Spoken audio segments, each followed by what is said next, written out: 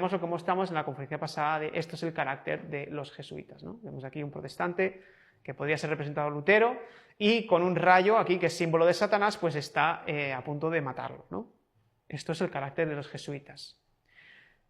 Ahora, este hombre, Alberto Rivera, fue un hombre impresionante porque él estuvo dentro de la sociedad de los jesuitas y se salió.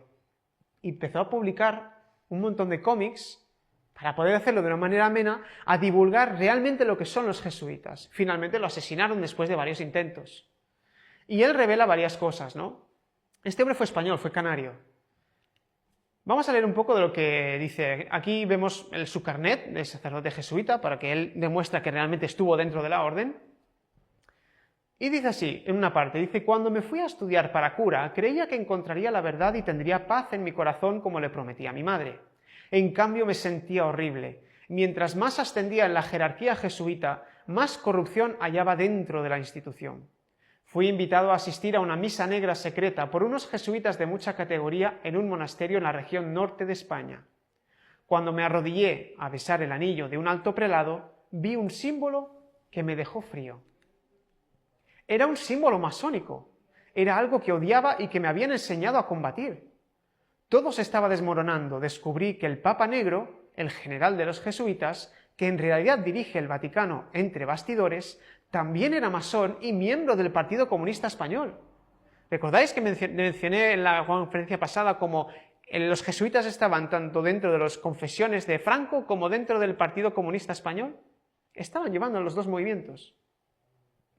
La cabeza me dio vueltas cuando descubrí que el general jesuita estaba vinculado con los Iluminados de Londres. ¿Os suena? ¿Los Illuminati? Hermano, eso es increíble. Estuve enfermo varias semanas. Todo lo que me habían enseñado a combatir estaba interconectado por detrás. Dice aquí Ignacio de Loyola, el fundador de la Sociedad de Jesús, los jesuitas, fue un miembro de los Iluminados o Illuminati. Veremos que los Illuminati se fundaron después, pero es que ellos ya estaban con esa, con ese poder, con esa manera de funcionar mucho antes.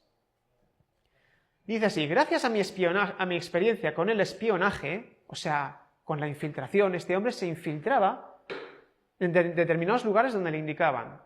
Me ordenaron unirme a las fuerzas ecuménicas bajo el Papa Juan XXIII. A los protestantes ya no se les llamaría herejes, sino hermanos apartados, y los comunistas ya no eran nuestros enemigos. Vaya, o sea que tienen un cambio de funcionamiento. Ya no atacan, ya no señalan, ya no dicen que estos son herejes, sino ahora cambiamos la manera de funcionar y vamos a hablar de todos los cristianos unidos, vamos a dejar las diferencias, nos juntamos, pero ojo, yo llevo el paraguas y os metéis todos debajo de mí, ¿no? Y fijaos lo que dice aquí. Nos hemos infiltrado en todas estas organizaciones. Y pone creyentes, una iglesia mundial, dice protestantes de todas denominaciones, iglesias ortodoxas de toda clase, musulmanes, brahmanes, budistas, mormones, iglesias ocultistas, religiones orientales, meditación trascendental, testigos de Jehová, ciencia de la mente, judaísmo, etc. Se metieron en todas partes.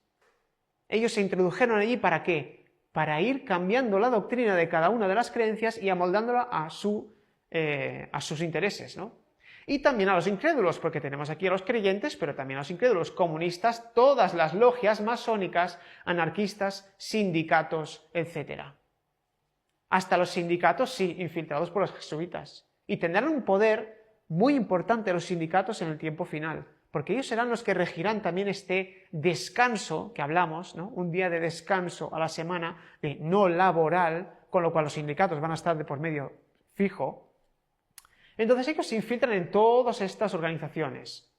Y dice, gracias a nuestros agentes secretos hemos calladamente entrado en la televisión y editoriales cristianas y hemos sido aceptados como maestros, pastores y evangelistas. Estamos propugnando solo el amor y la unidad para que nos una a todos. Es nuestro avivamiento.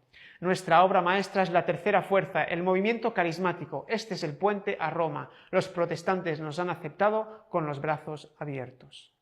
O sea que ellos generan un movimiento de todo amor, todo paz, vamos a dejar las diferencias, pero así nos metemos en altos puestos de poder en todas las diferentes, estatus, tanto religioso como civil, para poder llevar este nuevo orden mundial adelante, ¿no? Los primeros grupos que invadieron fueron los adventistas del séptimo día. ¿Sabéis quiénes son los adventistas del séptimo día? ¿Os suena? Pues ya hablaremos de ellos, pero ya nos suena lo del séptimo. Existen las misas negras. Sí, y hay en la actualidad más que antes en la historia. En esas misas se tortura a Jesús practicando cosas horrendas en hostias consagradas, en niños inocentes y en pequeños. Hay niños concebidos que nacen sin ningún certificado de nacimiento para poder así practicar con ellos toda clase de atrocidades. En las misas negras también se sacrifican vírgenes, se organizan orgías, se bebe sangre y se comen partes del cuerpo humano para obtener el poder que se les promete si lo hacen. Satanás no se detiene ante nada. Muchas de esas organizaciones, cuando sus miembros han alcanzado cierto nivel, les dicen que no pueden irse nunca. Eso es mentira. Uno siempre puede dejarlo. Jesús perdona hasta las personas que han dirigido misas negras. Imagina ser testigo de lo más oscuro del alma humana. Ver de cerca el mal, no en cuentos ni en películas, sino en personas reales. El padre Malachi Martin lo vivió. Y no solo eso, lo denunció, pagando un precio altísimo. Martin no era cualquier sacerdote. Era un jesuita, teólogo, políglota, y por si fuera poco, exorcista oficial del Vaticano. Tenía acceso a lo más profundo de la curia romana. Y según él, lo que encontró allí fue un infierno disfrazado de santidad. Durante años, participó en exorcismos documentados, algunos de ellos tan extremos que jamás quiso contarlos públicamente. Pero su nombre comenzó a resonar en círculos oscuros cuando denunció que dentro del propio Vaticano se realizaban rituales satánicos. Sí, lo que acabas de escuchar. En entrevistas, libros y grabaciones, Malachi Martin aseguraba que una parte del alto clero estaba infiltrada por fuerzas oscuras. Habló de sacrificios, de profanaciones, de pactos ocultos, y lo más perturbador, dijo que el mal ya no estaba fuera de la iglesia, sino dentro de sus muros. En una de sus declaraciones más escalofriantes, afirmó que el Vaticano había sido invadido por el humo de Satanás, frase que, sorprendentemente, también fue dicha por el Papa Pablo VI en 1972. Martin abandonó la compañía de Jesús y se retiró en silencio, pero nunca dejó de hablar. Escribió varios libros como Hostage to the Devil, donde documenta casos de posesión real, y Windswept House, una novela que muchos creen encubre hechos reales disfrazados de ficción. En 1999, murió tras una caída accidental. Algunos sostienen que fue empujado, que fue silenciado. Hasta el día de hoy, se desconoce si sus palabras fueron simples delirios o si fue uno de los pocos valientes que se atrevió a enfrentar al mal desde adentro. Lo cierto es que el nombre de Malachi Martin no figura en los altares, pero resuena en los susurros de lo prohibido. Queridos hermanos en Cristo que despiertan la crítica de los católicos el día de hoy y sobre todo que despiertan las alarmas en el pueblo católico. El objetivo a destruir o el enemigo a destruir sin duda alguna es la Santa Misa y la Santa Misa tradicional, no la misa moderna, la Santa Misa tradicional, la de todo el tiempo, la de todos los años, la de todos los siglos en la Iglesia Católica. El Vaticano en Estados Unidos ha suprimido en una catedral la misa tridentina. Esto no es de ninguna casualidad. Dejando los fieles sin la misa y aventándolos a otro lugar que todavía ni les dicen qué pasó. Mientras tanto, en Atlanta se va a celebrar una misa satánica donde está anunciado incluso la profanación del Santísimo Sacramento del altar y a la vista y en presencia de todos. El exorcismo de la niña, según Martín, aquella pequeña sufría ataques violentos, gruñía, lanzaba objetos, hablaba como adulto. Durante el exorcismo celebrado en secreto en su casa, la niña habló en idiomas arcánicos, descubiertos en escena del Edén, como si hubiera estado ahí. En un momento gritó: «Yo estaba en el jardín cuando él cayó, yo fui quien la levantó». El sacerdote quedó convencido de que no era un demonio cualquiera, sino la misma entidad que la Biblia describe como la serpiente. El Vaticano sospecha lo más aterrador, que no fue un caso sino las acusaciones directas de Martín contra Roma. Él afirmaba que ciertos cardenales y altos prelados estaban poseídos. Según él, la afirmación satánica no era un mito, sino la realidad, y hablaba abiertamente de entronizaciones del diablo dentro del Vaticano. Durante los años 60, en entrevistas radiales, Martín repetía: «He visto a obispos consagrar misas negras dentro de Roma. El humo de Satán entró al Vaticano y nunca salió». El precio al hablar por sus declaraciones fue perseguido, desacreditado, murió en circunstancias sospechosas tras una caída accidental en el apartamento de Nueva York, justo después de anunciar que estaba escribiendo un libro donde revelaría nombres de los cardenales implicados. Y esta es la historia del padre Malachín Martín, el exorcista que señaló al Vaticano. En los años 90 en Estados Unidos, entre los pasillos silenciosos de la orden jesuita, surge una figura polémica y temida, el padre Malachín Martín, un sacerdote irlandés que había trabajado directamente para el Vaticano. Hombre culto, políglota, cerca a los papas y a los cardenales, pero también rebelde, que hasta su muerte aseguró que el diablo paseaba por los corredores del Vaticano. El hombre sabía demasiado. Martín fue jesuita, asesor de Roma durante el Concilio II del Vaticano. Conocía secretos archivos y las señales del poderosísimo eclesiástico. Pero en los 70s abandonó la Compañía de Jesús y se trasladó a Nueva York, donde se dedicó a escribir y sobre todo a predicar exorcismos clandestinos. En su libro narró 5 casos atendidos personalmente, pero el más inquietante fue el de una niña de 5 años, cuya historia jamás se olvidó. Hay un pecado que, según los exorcistas, abre la puerta a la posesión demoníaca más que cualquier otro. Y es muy probable que lo hayas cometido sin darte cuenta del peligro en el que te pusiste. El padre Chad Ripperger ha realizado cientos de exorcismos. El padre Gabriele Amort, el exorcista jefe del Vaticano, realizó más de 60,000 antes de su muerte. Estos hombres han visto cosas que harían que la sangre se te helara, y ambos coinciden en algo que debería aterrarte. Hay un pecado específico que no solo ofende a Dios, sino que invita activamente a los demonios a tu vida. Hoy hablaremos de qué pecado es, por qué es tan peligroso y qué sucede cuando lo cometes. Antes de entrar en el pecado específico, necesitas entender cómo funciona realmente la posesión demoníaca. La mayoría de la gente piensa que los demonios atacan al azar a quien quieren, pero no es así en absoluto. Los demonios necesitan permiso, necesitan una apertura, necesitan que les des acceso a tu alma, incluso si no te das cuenta de lo que estás haciendo. El padre Ripperger lo explica así: tu alma tiene protecciones naturales, la gracia, la oración, los sacramentos. Estas cosas crean una barrera que los demonios no pueden cruzar, pero ciertos pecados debilitan esa barrera. Algunos pecados crean pequeñas grietas, otros abren la puerta de par en par. Y hay un pecado en particular que no solo abre la puerta, sino que extiende una alfombra de bienvenida y envía a los demonios una invitación grabada. Piensa en tu alma como una casa. Una casa bien protegida tiene puertas cerradas, sistemas de seguridad y luces encendidas por la noche. Los demonios son como ladrones buscando una manera de entrar. Dan vueltas, prueban las puertas, revisan las ventanas, buscando cualquier vulnerabilidad. La mayoría de las veces no pueden entrar. Tus oraciones mantienen las puertas cerradas. Tu fe mantiene las luces encendidas. Los sacramentos mantienen el sistema de seguridad funcionando. Pero cuando cometes ciertos pecados, es como si apagaras el sistema de seguridad tú mismo. Estás abriendo las puertas desde adentro. Y con este pecado en particular del que vamos a hablar, no solo estás abriendo la puerta, sino que la abres de par en par y llamas a lo que esté en la oscuridad. El padre Amort pasó décadas estudiando esto. Entrevistó a miles de personas poseídas, documentó sus historias, sus síntomas y sus antecedentes, y encontró un patrón. Casi todas las personas que terminaron poseídas habían cometido este mismo pecado.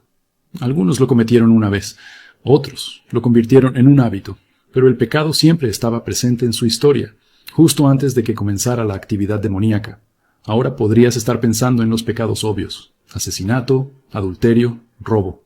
Esos son pecados graves, absolutamente. Dañan tu alma y te separan de Dios. Pero no suelen llevar a la posesión. Incluso las personas que cometen crímenes terribles no suelen terminar poseídas. Entonces, ¿qué hace que este pecado en particular sea diferente? La diferencia está en la naturaleza del pecado en sí. La mayoría de los pecados tienen que ver con lo que haces mal en el mundo físico. Lastimas a alguien, robas algo, mientes sobre algo. Estos pecados afectan tu relación con Dios y con otras personas. Son destructivos, pero están limitados al ámbito natural. Este pecado es diferente porque opera en el ámbito espiritual. No se trata solo de romper la ley de Dios. Se trata de interactuar activamente con el reino demoníaco. Se trata de extender la mano hacia la oscuridad y entrar en contacto con cosas que nunca deberían ser contactadas. Y una vez que haces ese contacto, esas cosas pueden responder. El padre Ripperger lo describe como abrir una puerta espiritual. Imagina que hay un muro entre nuestro mundo y el reino demoníaco. Dios puso ese muro allí por una razón. Nos protege. La mayoría de las personas viven toda su vida sin tocar nunca ese muro. Pero este pecado es como tomar un mazo y golpearlo. Creas un agujero. Y cuando creas un agujero, las cosas pueden pasar desde el otro lado. Lo aterrador es lo inocente que puede parecer al principio. Las personas cometen este pecado pensando que es inofensivo. Piensan que es solo por diversión, por curiosidad, para ver qué pasa. No tienen idea de que están jugando con algo que podría destruir sus vidas. Y para cuando se dan cuenta del peligro, a menudo es demasiado tarde. La puerta ya está abierta. Los demonios ya están dentro. Entonces, ¿cuál es este pecado? ¿Qué podría ser tan peligroso que le dé a los demonios acceso directo a tu alma? El pecado es la participación en lo oculto. Específicamente, cualquier práctica que intente contactar o obtener conocimiento del reino espiritual a través de medios distintos a Dios. Permíteme ser claro sobre lo que esto incluye. Hablamos de sesiones espiritistas, donde las personas intentan contactar a los muertos. Hablamos de las tablas Ouija, incluso cuando se usan como un juego. Hablamos de lecturas de tarot, lecturas de la palma de la mano, adivinación con bola de cristal. Hablamos de brujería, hechizos, maldiciones, maleficios. Hablamos de invocar espíritus para pedir ayudas o guía. Hablamos de cualquier ritual o práctica diseñada para aprovechar el poder sobrenatural fuera de la oración a Dios. Incluso las cosas que parecen completamente inocentes entran en esta categoría. Los horóscopos pueden parecer inofensivos. Leer tu pronóstico astrológico diario puede parecer divertido. Pero lo que realmente estás haciendo es buscar guía en las estrellas en lugar de en Dios. Estás mirando a la creación en lugar del Creador. Y eso abre una grieta en tus defensas espirituales. El padre Amorth fue absolutamente claro en este punto. Dijo que cualquier persona que acuda a un adivino, un medium, un psíquico o cualquier practicante de lo oculto, se está poniendo en un grave peligro espiritual. No importa si crees que es real o no. No importa si piensas que es solo entretenimiento. El acto en sí crea una apertura. Aquí está el por qué es tan peligroso. Cuando participas en prácticas ocultas, estás pidiendo conocimiento o poder del reino espiritual. Estás enviando una solicitud. Y algo responderá. Puede que no responda de inmediato. Puede que no responda de la manera que esperas. Pero algo responderá a esa solicitud. Y las cosas que responden a las invitaciones ocultas nunca son buenas. Los demonios son mentirosos. Esa es su naturaleza fundamental. Se disfrazan de espíritus útiles, de almas de familiares fallecidos, de ángeles de luz, de fuerzas cósmicas. Cuando alguien usa una tabla Ouija y recibe mensajes, piensa que está hablando con una persona muerta o un espíritu aleatorio. No es así. Está hablando con un demonio que finge ser otra cosa. Y en el momento en que interactúa con esa tabla, le está dando permiso a ese demonio para interactuar con él. Lo mismo ocurre con las cartas del tarot. La gente piensa que solo están leyendo símbolos e interpretando significados, pero hay un componente espiritual en esas cartas. La precisión que algunos lectores logran no proviene de la habilidad o la intuición. Proviene del conocimiento demoníaco. Los demonios han observado a los humanos durante miles de años. Saben cosas sobre ti. Pueden alimentar información al lector. Y cuando te sientas para una lectura, estás consintiendo esa interacción demoníaca. El padre Ripperger explica que los demonios necesitan tu consentimiento. No pueden poseer a cualquiera que quieran. Hay reglas en el reino espiritual, leyes que incluso los demonios deben seguir. Pero cuando participas en prácticas ocultas, estás dando tu consentimiento. Puede que no te des cuenta de lo que estás haciendo, pero espiritualmente, eso es exactamente lo que está sucediendo. Piensa en ello como firmar un contrato que no has leído. Te sientas con un abogado y él desliza un montón de papeles a través del escritorio. No lees la letra pequeña. No entiendes el lenguaje legal, pero firmas tu nombre al final. Más tarde, descubres que acabas de firmar la entrega de tu casa, tu coche, todo lo que posees. No era tu intención. No entendías a qué estabas accediendo, pero tu firma está en el contrato. El trato es vinculante. Eso es lo que pasa con la participación en lo oculto. Piensas que solo estás jugando con una tabla Ouija en una fiesta de pijama. Piensas que solo te están leyendo la mano en una feria. Piensas que solo estás revisando tu horóscopo por la mañana, pero espiritualmente estás firmando un contrato. Estás aceptando abrirte a la influencia demoníaca, y los demonios te harán cumplir ese acuerdo. Ahora, no todas las personas que cometen este pecado terminan completamente poseídas. La posesión total es, de hecho, rara. Requiere una participación sostenida en lo oculto, generalmente durante meses o años. Requiere que una persona siga abriendo esa puerta, invitando a los demonios a entrar, debilitando sus defensas espirituales, pero incluso una participación menor en lo oculto puede llevar a lo que se llama opresión u obsesión. Esto es cuando los demonios te acosan, te atormentan, llenan tu mente de pensamientos oscuros, pero no controlan completamente tu cuerpo. Las personas que experimentan opresión demoníaca la describen como tener una voz en su cabeza que no es la suya. Describen impulsos repentinos de lastimarse a sí mismos o a otros. Describen sentir una presencia que los observa, los sigue, los odia. El padre Amorth documentó caso tras caso de esto. Una mujer fue a una adivina para preguntar sobre su vida amorosa. En semanas comenzó a tener pesadillas todas las noches. Pesadillas oscuras y violentas que se sentían completamente reales. Se despertaba gritando. Dejó de poder dormir. Su salud se deterioró. Sus relaciones se desmoronaron. Todo por una visita a una adivina. Un adolescente usó una tabla Ouija con amigos. Pensó que era falso, solo un juguete que se movía solo, pero después comenzó a escuchar susurros. Al principio pensó que lo imaginaba. Luego los susurros se volvieron más fuertes. Le decían que hiciera cosas malas. Intentó ignorarlos, pero no paraban. No podía concentrarse en la escuela. No podía estar con su familia. Los susurros eran constantes, llenaban su mente, ahogaban sus propios pensamientos. Una joven se involucró en la Wicca. Pensó que se trataba de adorar a la naturaleza y el poder femenino. Comenzó a lanzar hechizos, invocando espíritus para que la ayudaran con sus problemas. Al principio las cosas parecían funcionar. Consiguió el trabajo que quería. El chico que le gustaba la invitó a salir, pero luego las cosas comenzaron a salir mal. Los objetos en su casa se movían solos. Se despertaba con arañazos en el cuerpo. Sentía que algo estaba en su habitación por la noche, parado sobre su cama, observándola dormir. Estas no son historias inventadas, son casos documentados por exorcistas reales. Y todos comenzaron de la misma manera, con lo que parecía una participación inocente en prácticas ocultas. Aquí es donde este pecado se vuelve especialmente insidioso. Nuestra cultura trata las prácticas ocultas como entretenimiento. Puedes comprar tablas Ouija en tiendas de juguetes. Las lecturas de tarot se ofrecen en fiestas. La astrología se trata como un divertido test de personalidad. Las películas y programas de televisión hacen que la brujería parezca genial y empoderadora. Las líneas de psíquicos se anuncian en la televisión. Los programas de caza de fantasmas hacen que parezca emocionante contactar a los espíritus. Nadie te advierte sobre el peligro. Nadie te dice que estás abriendo una puerta al reino demoníaco. Y a los demonios les encanta esto. Les encanta que las personas se adentren en prácticas ocultas pensando que son inofensivas. Les encanta que las personas les den su consentimiento sin siquiera darse cuenta.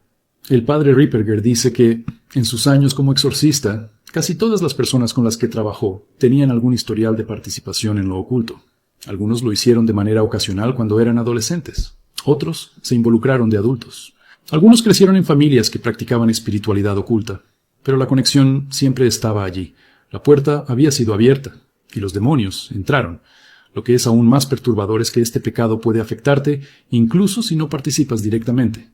Si alguien realiza un hechizo o maldición dirigidos a ti, eso puede abrir una puerta. Si estás presente cuando otros usan una tabla Ouija, incluso si no la tocas, puedes ser afectado. Si guardas objetos ocultos en tu casa, como barajas de tarot o cristales que se usaron en rituales, esos objetos pueden servir como puntos de anclaje para la actividad demoníaca. El padre Amorth solía preguntar a las personas poseídas si tenían algún objeto oculto en sus hogares. Casi siempre, la respuesta era sí. A veces eran cosas obvias como libros de hechizos o herramientas rituales. Otras veces eran regalos de personas que practicaban lo oculto. Un collar que había sido bendecido en una ceremonia wicana. Una estatua que provenía de la tienda de un psíquico. Incluso obras de arte que representaban símbolos ocultos o imágenes demoníacas. Él instruía a las personas a que eliminaran estos objetos de sus hogares y los destruyeran por completo. No tirarlos a la basura donde alguien más pudiera encontrarlos. No donarlos. Destruirlos. Quemarlos, romperlos. Asegurarse de que nunca más pudieran usarse. y en muchos casos, eliminar estos objetos reducía inmediatamente la actividad demoníaca. Esto nos dice algo importante. Los demonios pueden adherirse a los objetos. Cuando un objeto se usa en prácticas ocultas, se contamina espiritualmente. Lleva esa contaminación a tu hogar. Les da a los demonios un derecho legal a estar presentes en ese espacio. Piensa en esto. Si invitas a un vampiro a tu casa en las viejas historias, podría regresar cuando quisiera. Le diste permiso una vez, y ese permiso seguía vigente. El mismo principio se aplica en el reino espiritual. Cuando traes un objeto oculto a tu hogar, le estás dando permiso a los demonios para estar allí. Ese permiso no expira hasta que elimines el objeto y rompas la conexión espiritual a través de la oración. La Biblia es extremadamente clara sobre esto. En el Antiguo Testamento, las prácticas ocultas eran castigadas con la muerte. No porque Dios sea cruel, sino porque Él sabía lo peligrosas que son estas prácticas. Sabía que destruirían la vida de las personas. Sabía que abrirían puertas al ataque demoníaco. Por eso, ordenó a su pueblo que se mantuviera lejos de todo lo oculto. Deuteronomio, capítulo 18, versículos 10 al 12, enumera las prácticas ocultas que están prohibidas. Menciona el sacrificio de niños, la práctica de la adivinación, la interpretación de augurios, la hechicería, el lanzamiento de hechizos, la consulta a médiums, la invocación de espíritus y la consulta a los muertos. El pasaje termina diciendo que cualquiera que haga estas cosas es abominable para el Señor. Ese es un lenguaje fuerte, pero es necesario porque el peligro es real. Estas no son reglas arbitrarias, son límites protectores. Dios está diciendo, no cruces esta línea, porque si lo haces, serás lastimado. El Nuevo Testamento refuerza esto.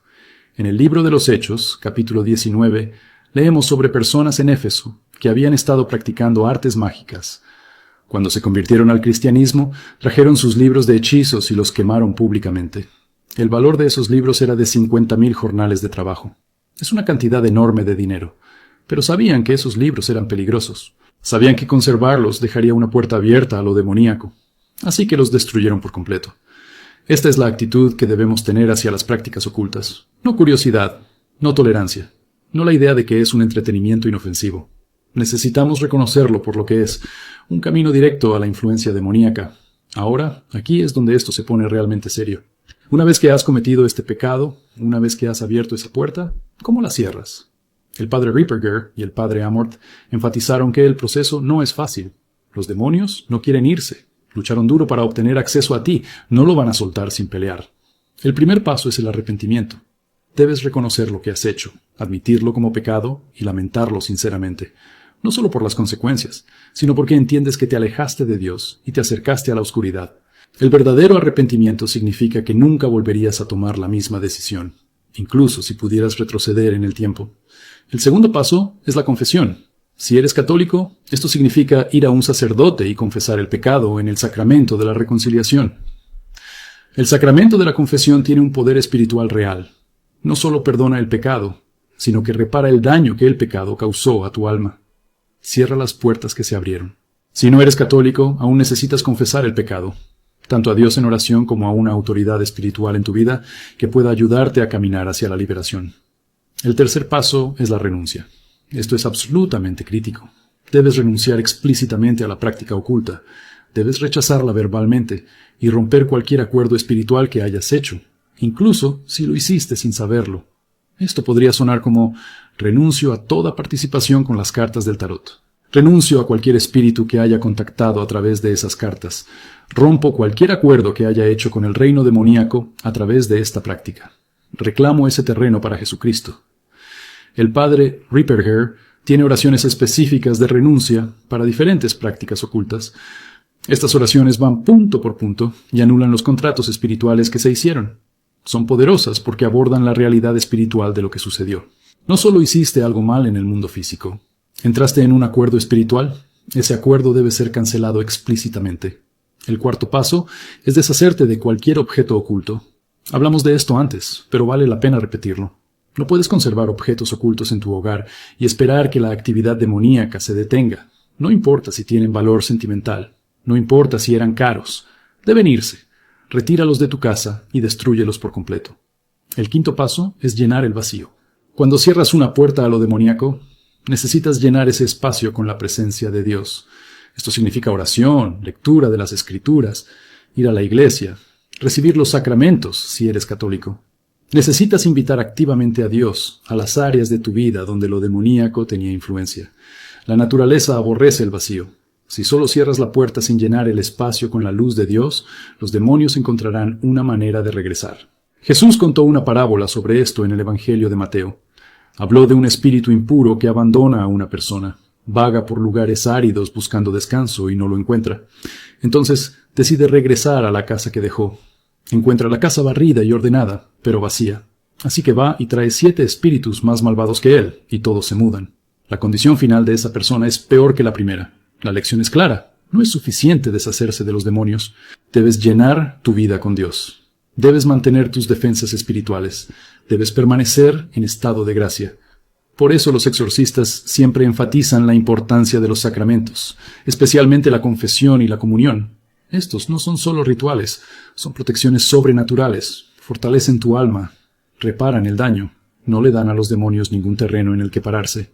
El padre Amorth dijo que los demonios temen la Eucaristía más que cualquier otra cosa. Cuando una persona poseída recibe la comunión, asumiendo que está debidamente dispuesta, los demonios son atormentados. La presencia real de Cristo en la Eucaristía los quema. Por eso las personas que están completamente poseídas a menudo no pueden entrar a una iglesia o recibir los sacramentos. Los demonios no lo permiten. Provocarán que la persona se enferme violentamente o entre en pánico ante la idea. Pero para las personas que lidian con opresión o influencia demoníaca menor, recibir la Eucaristía regularmente es una de las formas más poderosas de protección disponibles. Santifica tu cuerpo. Te recuerda que perteneces a Cristo. Fortalece tu voluntad para resistir su influencia. La oración también es esencial. No cualquier oración, sino oraciones específicas que tienen autoridad espiritual. El rosario es increíblemente poderoso contra el ataque demoníaco. El padre Amorth lo llamaba su arma. Decía que rezar el rosario regularmente podía evitar que la influencia demoníaca se afianzara. Muchos exorcistas han presenciado a demonios reaccionando violentamente cuando alguien comienza a rezar el rosario en su presencia. Los demonios gritarán, intentarán detener a la persona de rezar, harán cualquier cosa para que la oración se detenga. La oración a San Miguel es otra arma poderosa. San Miguel es el arcángel que expulsó a Satanás del cielo. Cuando le pides a San Miguel que te proteja, estás pidiendo ayuda angélica contra el ataque demoníaco. La oración tradicional dice: San Miguel Arcángel, defiéndenos en la batalla. Sé nuestro amparo contra la perversidad y acechanzas del demonio. Reprímale, Dios. Pedimos suplicantes. Y tú, príncipe de la milicia celestial, arroja al infierno con el divino poder a Satanás y a los otros espíritus malignos que andan dispersos por el mundo para la perdición de las almas. Esa última línea es importante. Describe lo que los demonios realmente hacen. Merodean buscando almas que arruinar. No son neutrales. No son incomprendidos. No solo están haciendo su trabajo. Activamente quieren destruirte. Te odian con un odio que es imposible de comprender plenamente. Y usarán cualquier apertura que les des. Por eso el pecado de la participación en lo oculto es tan peligroso. No se trata solo de romper una regla. Se trata de darle acceso a tus enemigos a tu vida. Se trata de invitar la destrucción a tu alma. Y el camino de regreso a la libertad es difícil y requiere una verdadera guerra espiritual. Pero aquí está la esperanza. Es posible cerrar esa puerta. Es posible ser liberado de la influencia demoníaca. Miles de personas han recorrido este camino. Se han arrepentido, confesado, renunciado a su participación en lo oculto y han recuperado sus vidas. Los demonios no tienen poder último. Son enemigos derrotados. Cristo ya ganó la victoria sobre ellos en la cruz. Cuando te vuelves a Dios, cuando te arrepientes sinceramente y buscas su protección, Él te ayudará. Enviará a sus ángeles para asistirte. Te dará la gracia que necesitas para luchar.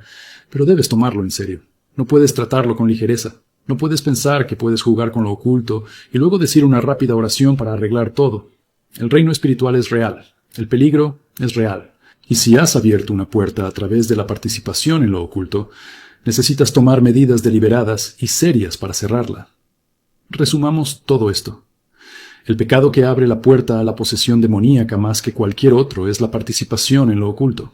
Esto incluye sesiones espiritistas, tablas Ouija, cartas de tarot, astrología, brujería, hechizos, maldiciones, adivinación, médiums, psíquicos y cualquier práctica que intente obtener conocimiento o poder del reino espiritual a través de medios distintos a Dios. Este pecado es especialmente peligroso porque opera en el reino espiritual. Cuando participas en prácticas ocultas, no solo estás rompiendo la ley de Dios, Estás contactando activamente al reino demoníaco. Les estás dando permiso a los demonios para interactuar contigo. Y ellos tomarán ese permiso y lo usarán para atormentarte, oprimirte y potencialmente poseerte. La razón por la que este pecado es tan prevalente hoy en día es porque nuestra cultura trata las prácticas ocultas como entretenimiento inofensivo. La gente no se da cuenta del peligro. Piensan que es solo diversión, curiosidad, un juego. Pero la realidad espiritual es mortalmente seria. Cada vez que alguien usa una tabla Ouija, lee cartas de tarot, consulta con un psíquico o lanza un hechizo, está abriendo una puerta. Y algo pasará por esa puerta. Exorcistas como el padre Ripperger y el padre Amort pasaron sus vidas lidiando con las consecuencias de este pecado. Vieron a personas cuyas vidas fueron destruidas por la influencia demoníaca. Presenciaron posesiones que comenzaron con lo que parecía una participación inocente en lo oculto. Documentaron los patrones, las conexiones, la progresión inevitable de la curiosidad a la opresión y a la posesión. Y ambos dijeron lo mismo. Aléjate completamente de lo oculto. No lo toques, no experimentes con ello. No pienses que eres la excepción. El peligro es real, los demonios son reales, y están esperando a que les des una apertura. Si ya has cometido este pecado, si ya has estado involucrado en prácticas ocultas, necesitas actuar ahora. No esperes, no lo minimices. No pienses que simplemente desaparecerá. Arrepiéntete sinceramente. Confiesa el pecado. Renuncia explícitamente a tu participación en lo oculto. Deshazte de cualquier objeto oculto en tu hogar. Llena tu vida con oración, las escrituras y los sacramentos. Busca ayuda de un sacerdote o autoridad espiritual que entienda la guerra espiritual. El camino a la libertad existe. Dios es más poderoso que cualquier demonio. La victoria de Cristo en la cruz rompió el poder definitivo del mal. Cuando te vuelves a Él, cuando te colocas bajo su protección, los demonios tienen que huir. Pero debes dar ese paso. Debes cerrar la puerta que abriste. Debes recuperar el terreno que entregaste. Esto no está destinado a hacerte paranoico. No se trata de vivir con miedo, pero sí se trata de tomar en serio la realidad espiritual. Vivimos en un mundo donde tanto ángeles como demonios existen. Vivimos en un mundo donde nuestras elecciones tienen consecuencias espirituales y necesitamos ser sabios con esas elecciones. Lo más importante que puedes llevar de esto es simple. Nunca, bajo ninguna circunstancia, participes en prácticas ocultas. No lo hagas por curiosidad. No lo hagas porque tus amigos lo hacen. No lo hagas porque pienses que es inofensivo. El peligro es real. Las consecuencias son graves. Y ninguna cantidad de curiosidad vale la pena abrir una puerta al reino demoníaco. Dios nos ha dado todo lo que necesitamos. Podemos orar directamente a Él. Podemos pedirle guía. Podemos confiar en Él para nuestra protección. No necesitamos buscar en ningún otro lugar. No necesitamos consultar a las estrellas, invocar espíritus o jugar con la magia. Todo lo que necesitamos se encuentra en la relación con Dios a través de Jesucristo. Los exorcistas han hablado, han visto la evidencia, han lidiado con las consecuencias, saben lo que sucede cuando las personas abren la puerta a través de la participación en lo oculto. Y su mensaje es claro y urgente. Aléjate de lo oculto. Protege tu alma. Mantén la puerta cerrada, porque una vez que la abres, puede que no puedas cerrarla solo. Y las cosas que entran por esa puerta no quieren nada menos que la destrucción completa de tu alma.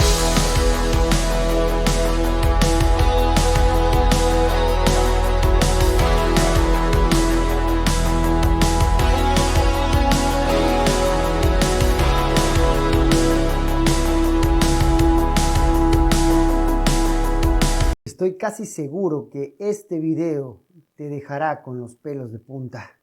Yo soy David Porta y el día de hoy te vengo a traer un impactante video de una revelación de un sacerdote chileno que nos cuenta los secretos más oscuros del Vaticano. Veamos este video hasta su final y no te olvides de compartir para así ser de mucha bendición a muchas más personas. Vamos con el video. Soy sacerdote de la Santa Iglesia Católica. Soy chileno y estoy adjunto al Vaticano. Tengo un cargo que comparto solo con 600 sacerdotes más a nivel mundial. Es decir, tengo acceso a archivos de los cuales menos de 1000 personas en el mundo pueden acceder. Esos archivos se guardan celosamente y en trabajos investigativos he podido acceder de manera libre sin restricciones. Cuando comencé con esto, me sorprendió mucho saber que casos de posesiones demoníacos son muy tomados en serio por el Vaticano. Se invierten miles de millones de dólares al año en investigaciones y hay casos tan espeluznantes grabados en video que supera por mucho cualquier película hollywoodense. Pude ver un video de cómo una mujer de no más de 18 años podía flotar en el aire mientras un sacerdote intentaba expulsar el demonio que la poseía. Lo espeluznante no era que esa mujer pudiera violar las leyes gravitacionales, sino que mientras flotaba, su cuerpo se iba descomponiendo como si fuera un cadáver, hasta quedar en los huesos para posteriormente caer en el piso. El encargado de llevar a cabo la tarea de exorcizar tuvo que ser internado por el shock traumático experimentado y todavía sigue vivo, pero alejado en un lugar de retiro que es propiedad del Vaticano. Esto ocurrió en una aldea muy pequeña de un pueblo inglés. Todos los archivos de los casos que hasta ese entonces había podido presenciar eran muy similares: posesiones, fuerzas sobrenaturales y la capacidad de hablar lenguas muertas de manera muy fluida, por lo que para mí se volvió natural este tipo de casos que llevaba más de 10 años investigando. Mi resumen de todo esto que quiero compartir con ustedes es simplemente que crean y sepan que esto es real y existe. Después de más de una década de investigación, se me dio autoridad para acceder a archivos sumamente importantes que el Vaticano llama secreto pontificio. En español, se traduciría como secretos del pontífice o secretos del pontificio. Y acá habitan los secretos supremos de cada papa. Yo en lo personal respeto cada error cometido por cada uno de ellos, recordándoles que son seres humanos y al igual que cada uno de nosotros, todos somos seres imperfectos. Al principio, logré ver casos de abuso de menores. Estos casos fueron confirmados y se silenció a través de fuertes indemnizaciones a los familiares. Por suerte, son casos de años anteriores y en la actualidad se ha trabajado muy duro para erradicar esto. Vi casos de lavado de dinero, casos de corrupción, hasta que ahondando profundamente, logré acceder a archivos que hablaban del jefe supremo del Vaticano. Yo no logré entender a primera instancia, ya que para mí el jefe supremo, la máxima autoridad y líder del Vaticano, era el Papa, quien es representante de Dios en la tierra. Entonces, mi conclusión a simple vista era que ese jefe supremo era Dios, pero comencé a investigar. En la investigación que este sacerdote realizó con aquellos libros que estaban ocultos en esa biblioteca del Vaticano, encontró que el jefe supremo del Vaticano era este ser. Veamos el video. Estos libros eran una especie de instructivo que contenía una amplia cantidad muy detallada de información y explicaba cómo debía ser la reunión del Papa con este jefe. Aparentemente, este jefe es quien gobierna realmente el Vaticano, es quien toma decisiones, es quien escoge al Papa y es incluso quien decide cuándo el Papa debía fallecer. Todos hemos creído en nuestra ignorancia que el Papa es la representación de Dios aquí en la tierra. Pero lo que este sacerdote encontró en los libros que estaban escondidos en la biblioteca del Vaticano, a cual muy pocos tienen acceso, nos va a sorprender. No se menciona su nombre, solo se le identifica como el rayo de la verdad y el conocimiento. Y quiero dejarles de manera textual algo que logré memorizar de la introducción de presentación del Papa ante este ser, y dice así: el Papa, una vez tomada posesión y habiéndose informado al resto del mundo, debe lucir sus vestimentas de gala de color deseado, pero la casulla deberá ser negra, estampada con joyas, y acto inmediato ingresará a la sala suprema en total soledad, sin haber ingerido alimento alguno ni bebida alguna. Una vez dentro de la sala, deberá postrarse de rodillas ante la silla del rey, con su frente al piso, y sin levantarla bajo ningún concepto. Deberá aguardar hasta la aparición del rayo de la verdad y el conocimiento. El tiempo de espera puede variar desde minutos hasta días, pero por ningún concepto el elegido deberá levantar su mirada. una vez aparezca el rayo de la verdad y el conocimiento, y dada la orden de levantarse, deberá hacerlo lentamente mirando al piso como señal de total obediencia, tomando su mano, su pata, su cola o su rama y besándola. Se procederá a solicitar permiso para presentarse. Una vez obtenido el permiso del rayo de la verdad y el conocimiento, se podrá levantar la mirada y observar su forma. La forma del rayo de la verdad y el conocimiento puede variar. Puede presentarse en forma de varón, puede presentarse en forma de serpiente, puede presentarse en forma de macho cabrio o en forma de un árbol de tronco seco que no posee ninguna hoja. Siempre se deberá mirar a sus ojos y se le hablará solo cuando éste lo solicite. Como favor final, te concederá un deseo proveniente de tu corazón que cumplirá sin necesidad de serle expresado, ya que Él lo conoce todo y desaparecerá en una llama de fuego. Una vez terminada la reunión, el escogido deberá despojarse de dichas ropas y salir totalmente desnudo de la habitación. Esto lo comparto porque tengo la enorme duda de quién realmente es el jefe acá mencionado. ¿Alguno de ustedes recuerda la caída de un rayo sobre la Basílica de San Pedro en el año 2013, luego de la renuncia del Papa Benedicto? Yo estaba presente ese día y aunque no lo pude ver, sí escuché el alboroto que ocasionó la presencia del rayo de la verdad y el conocimiento, que ese día hizo acto de presencia muy enojado porque el Papa en turno había roto un pacto.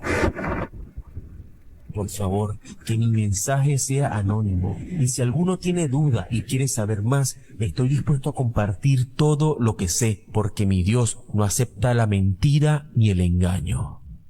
Wow, es increíble. A mí me queda más que claro quién es que gobierna pues dentro del Vaticano. Misa en el Vaticano y un demonio camina entre los presentes sin que nadie lo note. Esto ocurrió en el Vaticano durante una misa privada de despedida, días después de la muerte del Papa Francisco. Esto no es una IA, ya lo comprobé previamente, una ceremonia solemne, transmitida en vivo para fieles selectos. Pero cuando los archivos fueron revisados, algo apareció en el fondo de la grabación.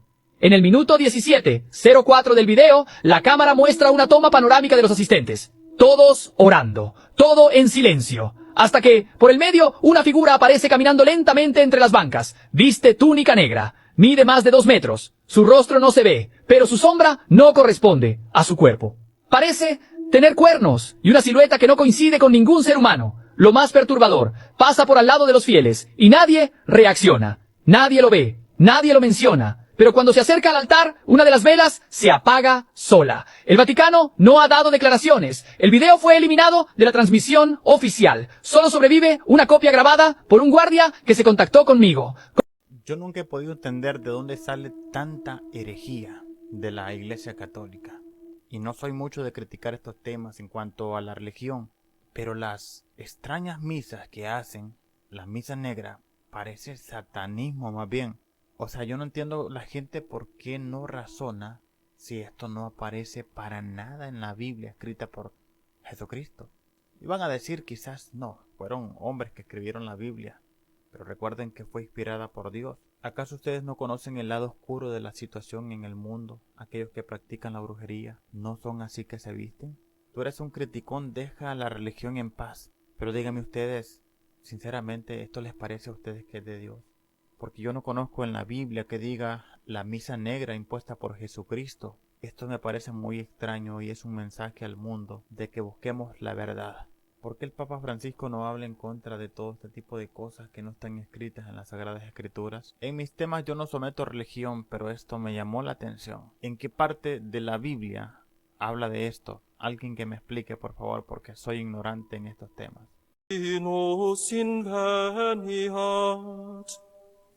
Ille in quam Lucifere qui nesci tocasum, flammas eius, Lucifere matutinus inveniat. Ille in quam Lucifere qui nesci tocasum, flammas.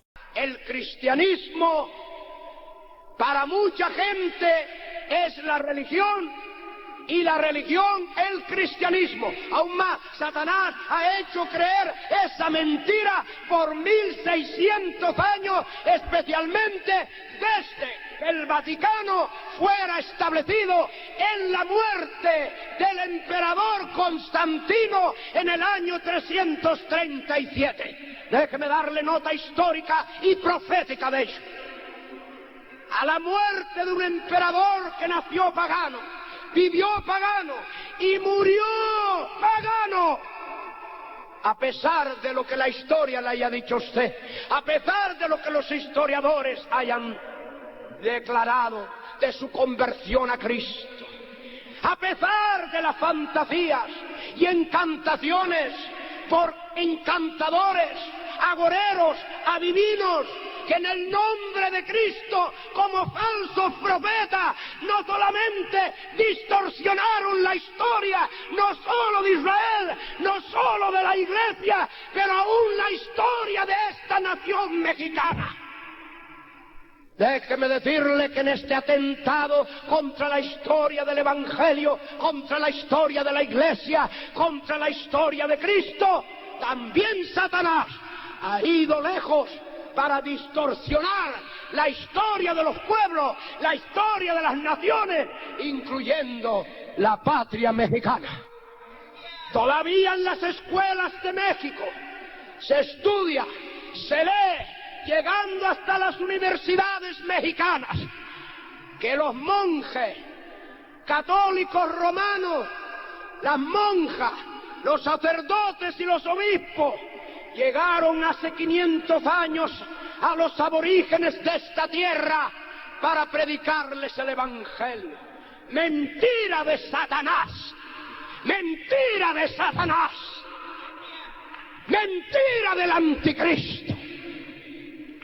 Si hace 500 años los monjes que vinieron protegidos por el ejército español, por el ejército francés, por el ejército portugués, si esos monjes, ese clero, hubieran creído al Evangelio de Cristo, no hubiera, como hizo Hidalgo, traído la falsa revelación de la guadalupana. Hubieran creído a Jesucristo, a Jesucristo, a Jesucristo y al Evangelio de Jesucristo. La historia ha sido distorsionada porque el Evangelio ha sido pervertido. ¿Para qué hablar más de lo que ya esta tierra ha padecido, está padeciendo, no como consecuencia política solamente, no como consecuencia económica, no como consecuencia cultural, no como consecuencia moral, no como consecuencia ajena a lo que la religión ha hecho en 500 años de perversión del Evangelio de Jesucristo. No hubiera habido guerra.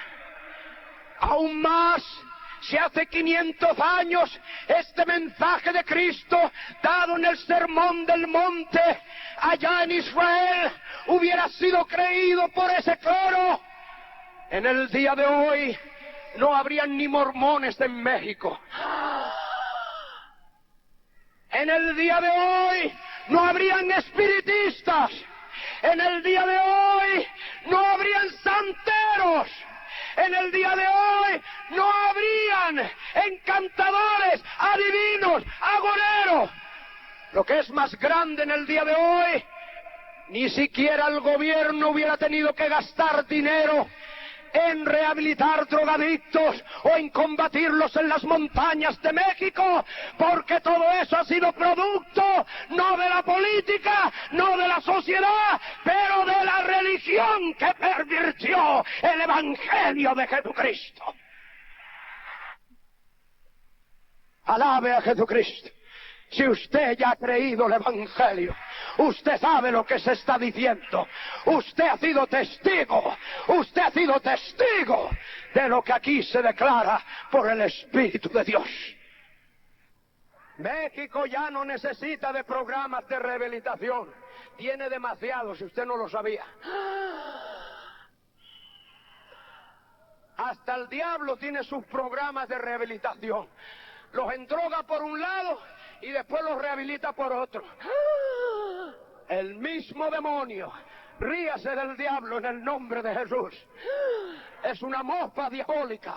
Es una payasada satánica. El Vaticano tiene sus mejores adictos en los dirigentes y negociantes de la droga internacional. Escuche bien esto.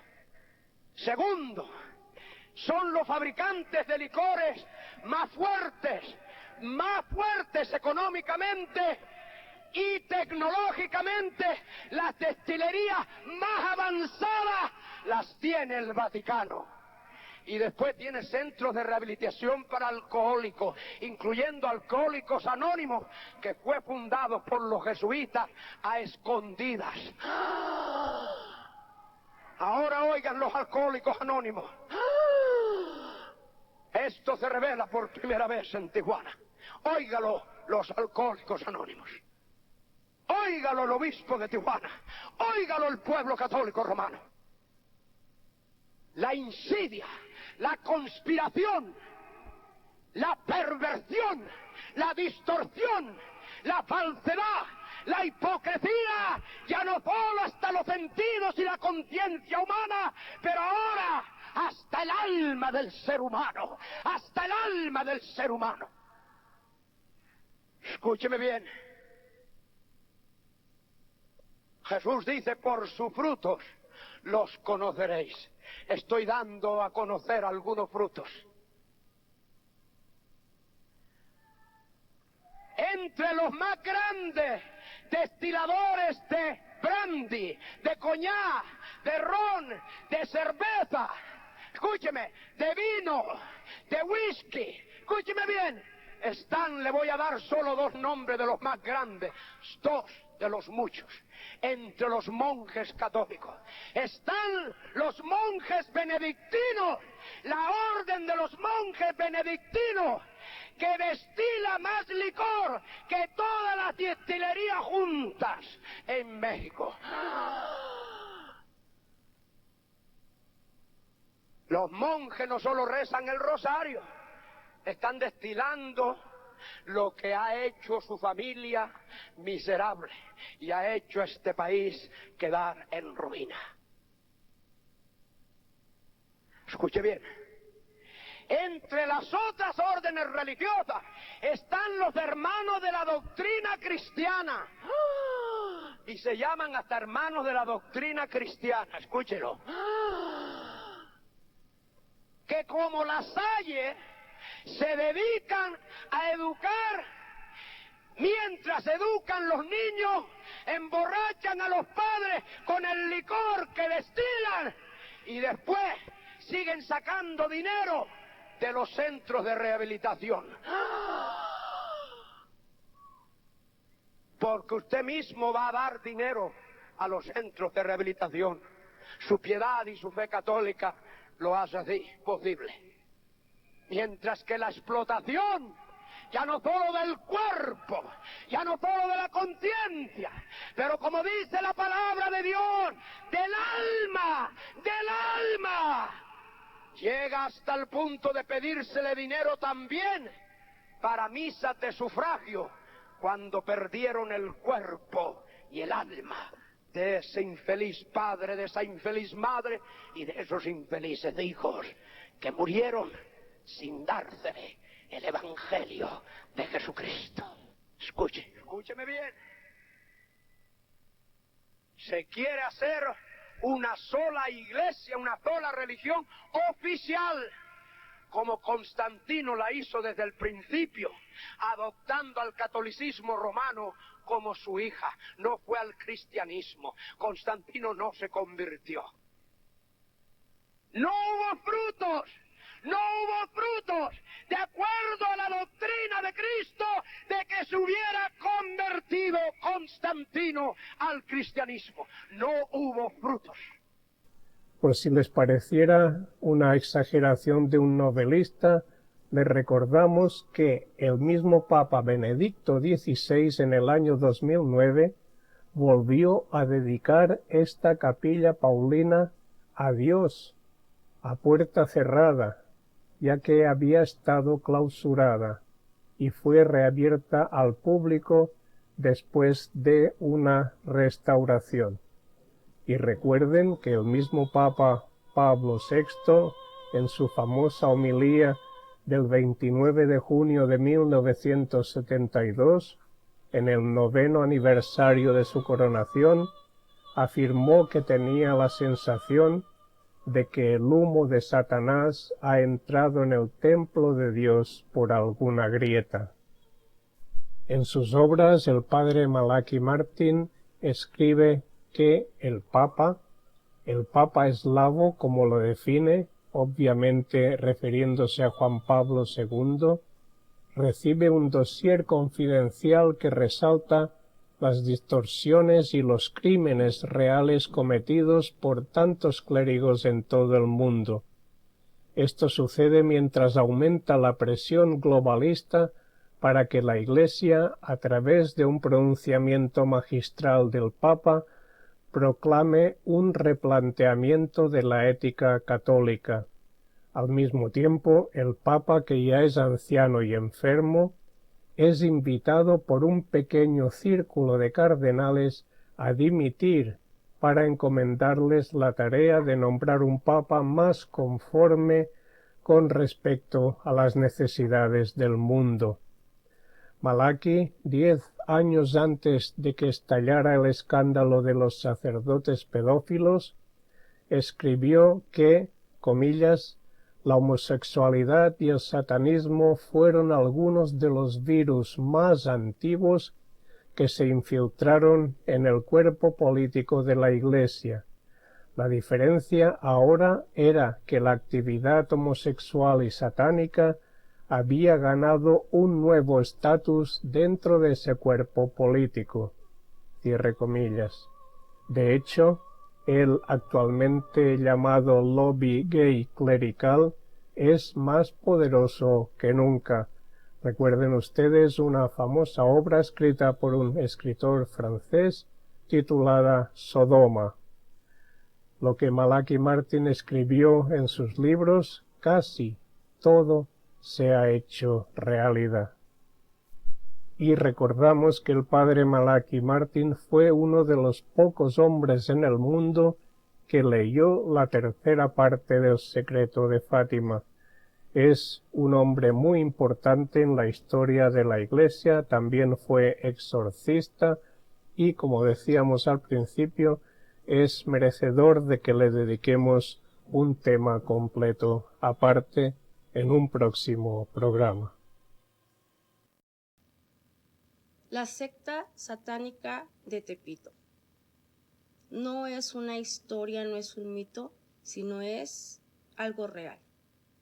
En Tepito se descubrió una secta satánica que ha hecho sacrificios humanos, ha hecho trabajo para los hombres más importantes de México y personas del espectáculo, tanto como personas normales y personas que viajan de otros países a ese lugar para poder pedirle favores al demonio. Para que yo me hiciera parte de ellos tuvo que pasar 1 año y medio. Duré limpiando 1 año y medio para que yo pudiera ser parte de esta organización. Cuando yo regresé el primer domingo, después de que me hicieron el ritual y todo, me dieron un pago. Yo creí que me iban a pagar más porque ya era parte de ellos. No, me habían descontado muchísimo dinero de mi sueldo y yo me molesté. Y fui directamente y hablé con el pastor y le dije, ¿por qué me estás pagando esto? Me faltan más de 10,000 pesos, me falta dinero. Y me dijo, tu ritual costó. Tuve que pagar por los perros, las gallinas, los gatos, o sea, por todo lo que utilicé. Y me debes mucho más. Y te lo voy a ir descontando de tu sueldo hasta que me pagues. Pero no te preocupes, nunca te va a hacer falta dinero. Yo molesto, pero bueno, ya había tomado la decisión yo no me podía poner a discutir, y mucho menos con el pastor, con el líder de esta iglesia. Así es que bueno, así quedaron las cosas. Yo seguía limpiando, ya iba yo a los rituales los domingos, ya me presentaba los domingos, y empecé a ver cosas cada vez más extrañas, cosas muy fuera de mi mente, o sea, cosas que no creía, que yo nada más las creía cuando las leía en una historia de terror. Pero también estaba feliz porque me encontraba dinero en la calle, porque el dinero me rendía muchísimo, porque me encontraba cosas, tenía buena estabilidad, a mi familia no le hacía falta nada y nunca me pasaba nada, me sentía fuerte, protegido, me sentía muy bien, así es que yo no renegaba de nada. En uno de estos sacrificios o en uno de estos cultos que se hacen solamente los domingos y se hacen en las madrugadas en la iglesia, me dijeron que esta vez el amo necesitaba huesos humanos y que para eso yo los tenía que conseguir en los panteones. Y yo me preguntaba, pero ¿cómo voy a conseguir? O sea, ¿cómo lo voy a hacer? Bueno, tienes que ir a los panteones y tienes que preguntar cuál de los que están enterrados ahí no son cristianos, es lo primero, no deben de ser cristianos, tienen que ser católicos. No deben de ser cristianos, deben de ser católicos, y otra de las cosas más importantes, tienes que preguntar cuál de los que están ahí ha muerto violentamente, asesinado, violada o asesinada, secuestrada, o sea, la muerte más violenta que encuentres. Necesito que me traigas, a veces me pedían los huesos o a veces todo el esqueleto. Fui, me acuerdo esa vez, a varios lugares, pero obviamente no encontraba lo que me habían pedido. Y ya después que me vieron haciendo esto, me dijo, ve a tal lugar donde este velador de este panteón, de este cementerio, trabajaba para ellos en Tepito. Y ya le dije lo que yo estaba buscando y me dijo, bueno, hay tal, tal y tal. Son personas que murieron trágicamente, violentamente, sufrieron mucho y son católicos. Así es que yo nunca tuve miedo de hacer las cosas, nunca tuve temor. Yo me sentía siempre acompañado y fuerte. Fui y desenterré mis primeros cuerpos, mis primeros huesos, y llegaba y eran utilizados para hacer el ritual. Pero cuando yo fui al panteón, no verifiqué muy bien. Y yo llevé unos huesos de una mujer que todo su dolor y su carga lo tuve cargando por tiempo. Cuando hicieron el ritual y todo esto, yo empecé a ver esta mujer que se me aparecía, la miraba, la soñaba. Y yo no decía nada. Obviamente no le decía al pastor de la iglesia lo que me estaba pasando, hasta que yo la empecé a ver físicamente. O sea, físicamente la empecé a ver en mi casa, donde ella me mostraba el agujero donde le habían dado el balazo que le quitó la vida. Llorando, siempre en un rincón, y me lo mostraba. Días después, el pastor de la iglesia me dijo, traes cargando un alma de una mujer y la vas a cargar ahí porque no verificaste bien que esta mujer era cristiana. A este punto yo no entendía por qué tenía que ser específicamente católica o de ninguna religión, menos cristiana las personas, menos cristianos los muertos, menos cristianos los huesos, o sea, de alguien que no fuera cristiano. Ellos son intocables para el satanismo. Ellos son intocables para hacer cosas oscuras. Los cristianos son intocables para lo oscuro. Eso lo entendí más adelante el por qué. Así es que yo le dije, ¿cómo me la quito? Dice, no te preocupes, tenemos que hacer un ritual, tienes que traer unos gatos negros y vamos a trabajar. Conseguí gatos, me hicieron el ritual y supuestamente los gatos al estar ser sacrificados de la manera que los sacrifican, ellos atrapan el alma y después a los gatos los entierran, ¿no? Para que el alma de esta persona pues se vaya a descansar o se transite y se vaya donde corresponde. Ya después que me hicieron todo esto, yo me empecé a sentir mejor, ya no volví a ver a esta mujer y ya tenía más cuidado cuando me mandaban a hacer este tipo de cosas. Pensé que esto era lo más grave que iba a hacer. Seguía pasando el tiempo, empecé a ver personas conocidas de la televisión, conocidas que ustedes y yo conocemos de la Ciudad de México, llegando a las reuniones que ellos hacen cada mes. Cada mes se reúne el líder de varias iglesias, porque hay varias iglesias alrededor de todo México, y Tepito es el lugar donde se hacen todos los sacrificios. Ahí llegué a ver actrices, políticos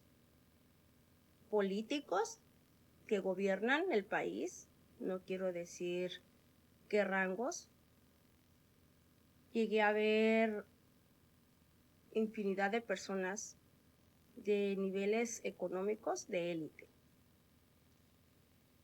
que llegaban a pedir favores y sacrificios enormes. Todo empezó a cambiar para mí cuando mi primer sacrificio tenía que ser de un humano. ¿Sabías que en tiempos antiguos algunos rituales como las misas oscuras eran muy temidas por la Iglesia?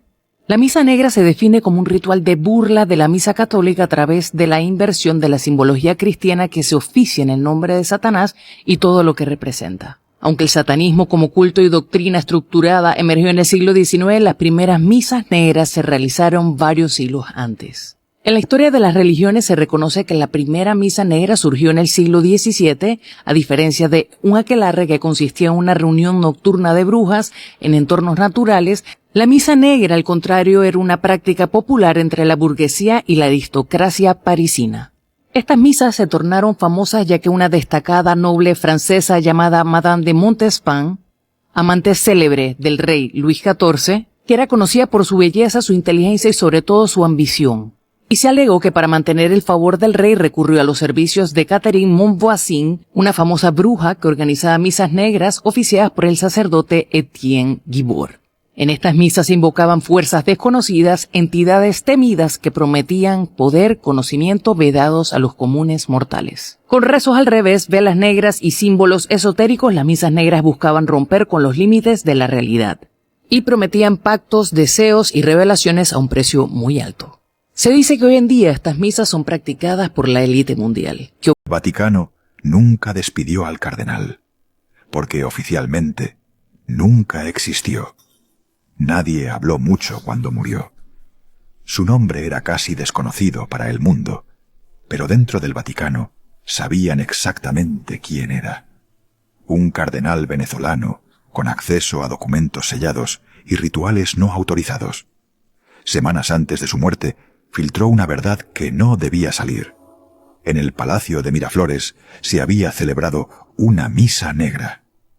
No era una metáfora, era un ritual real. Ocurrió a puerta cerrada, en una sala sin cruces, sin cámaras, sin testigos oficiales. El cardenal aseguró que hubo cánticos invertidos, símbolos marcados en sangre y un objeto sobre el altar que no pertenece a la iconografía cristiana. Lo describió como una piedra hueca que respiraba. Esa información llegó a Roma. y horas después su cuerpo fue encontrado en su residencia, sin signos de violencia, pero con todos sus archivos borrados. La causa oficial fue un paro cardíaco. Pero dentro del Vaticano nadie emitió su funeral, ninguna misa, ninguna despedida, porque oficialmente jamás existió. Hasta hoy nadie ha desmentido la misa negra. Nadie ha explicado qué hacía un altar ritual dentro del palacio presidencial. Y nadie ha respondido por qué ese cardenal, al morir, desapareció también de los registros eclesiásticos. Solo queda una frase registrada en su confesión final. Lo que invocaron esa noche no vino del cielo. Esto ya reventó. El padre Adam rompe el silencio y decide revelar los obscuros secretos de las iglesias católicas y las cosas repugnantes que se pueden llegar a ver ahí dentro. Todo lo que se revela a lo largo de este video te dejará impactado. Vamos a verlo. Yo cuando estaba en el seminario, en Chicago, en Mandalay, me mandaron a México para tener una experiencia pastoral en una parroquia en México. Cuando llegué yo allá a esa iglesia, el sacerdote de esa parroquia tenía a un muchacho viviendo con él, un muchacho adolescente. Y pues al principio yo no pensé nada de esto, hasta que por la mañana veía yo que el muchacho salía del cuarto del señor cura, del sacerdote de esa parroquia. Salía de su recámara. Y cuando yo lo confronté y dije, ¿pero qué es esto? No soy yo ningún güey. No tienes que ser súper inteligente para saber lo que está pasando. Él me dijo, lo que pasa es que en esta casa no tenemos más cuartos y él se tiene que quedar conmigo. O sea, me quería ver el P acá enfrente. Y cuando hablé yo al seminario y les conté lo que yo estaba viendo y lo que estaba pasando, el sacerdote encargado de mandar los seminaristas a México a experiencias pastorales, que ahorita es obispo él, de hecho, bienvenidos a la Iglesia Católica, me dijo, tú lo que pasa es que estás confundido, es diferencia de cultura. Tú no estás entendiendo, en México eso es algo normal. Eso no es normal. Tenía yo dos opciones. Quedarme allá, viendo y siendo cómplice del abuso sexual, mental, espiritual de este niño adolescente, o largarme.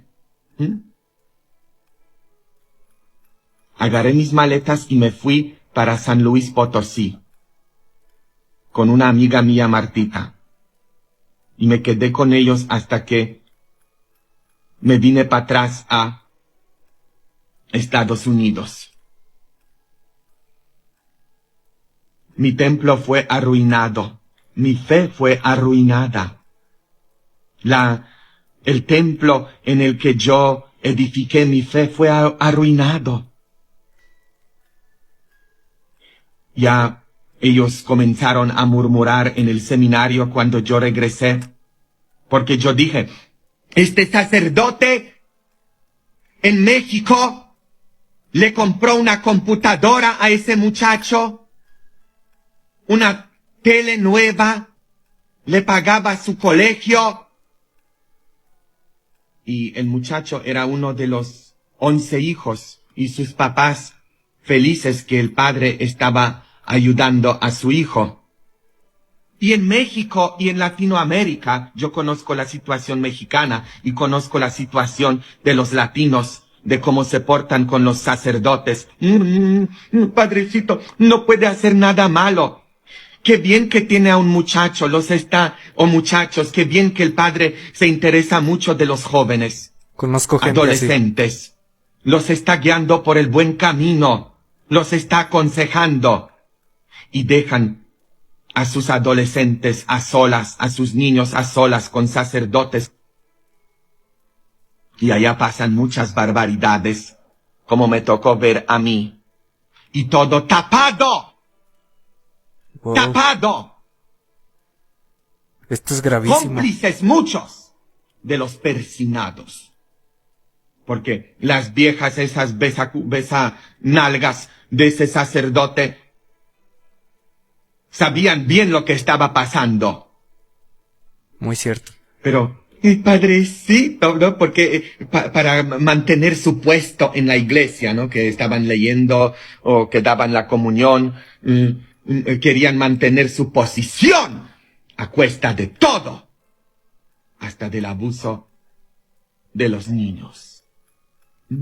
Qué grave, en serio. Se me arruinó en ese momento mi fe, mi templo.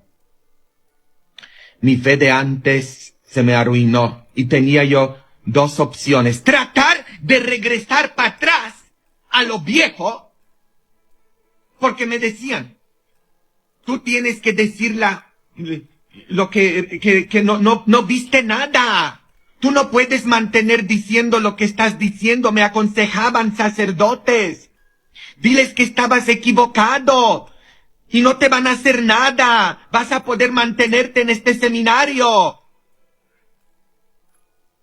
O sea, si mientes,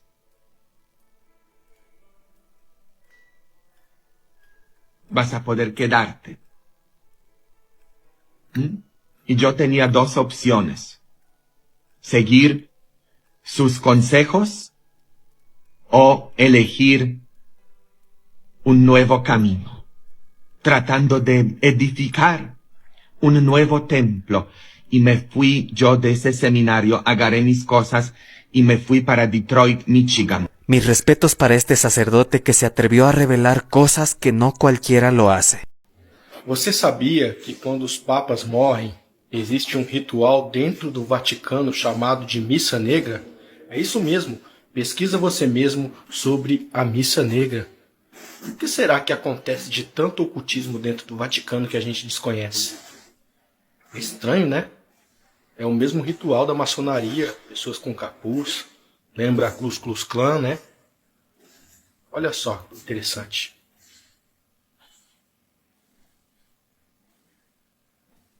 Confesso que eu nunca tinha visto isso. Tem muitos enigmas que a gente não sabe, né? E vocês, evangélicos, seguem esses rituais aí, indiretamente, dentro do protestante? Filhas da Babilônia. O que você achou?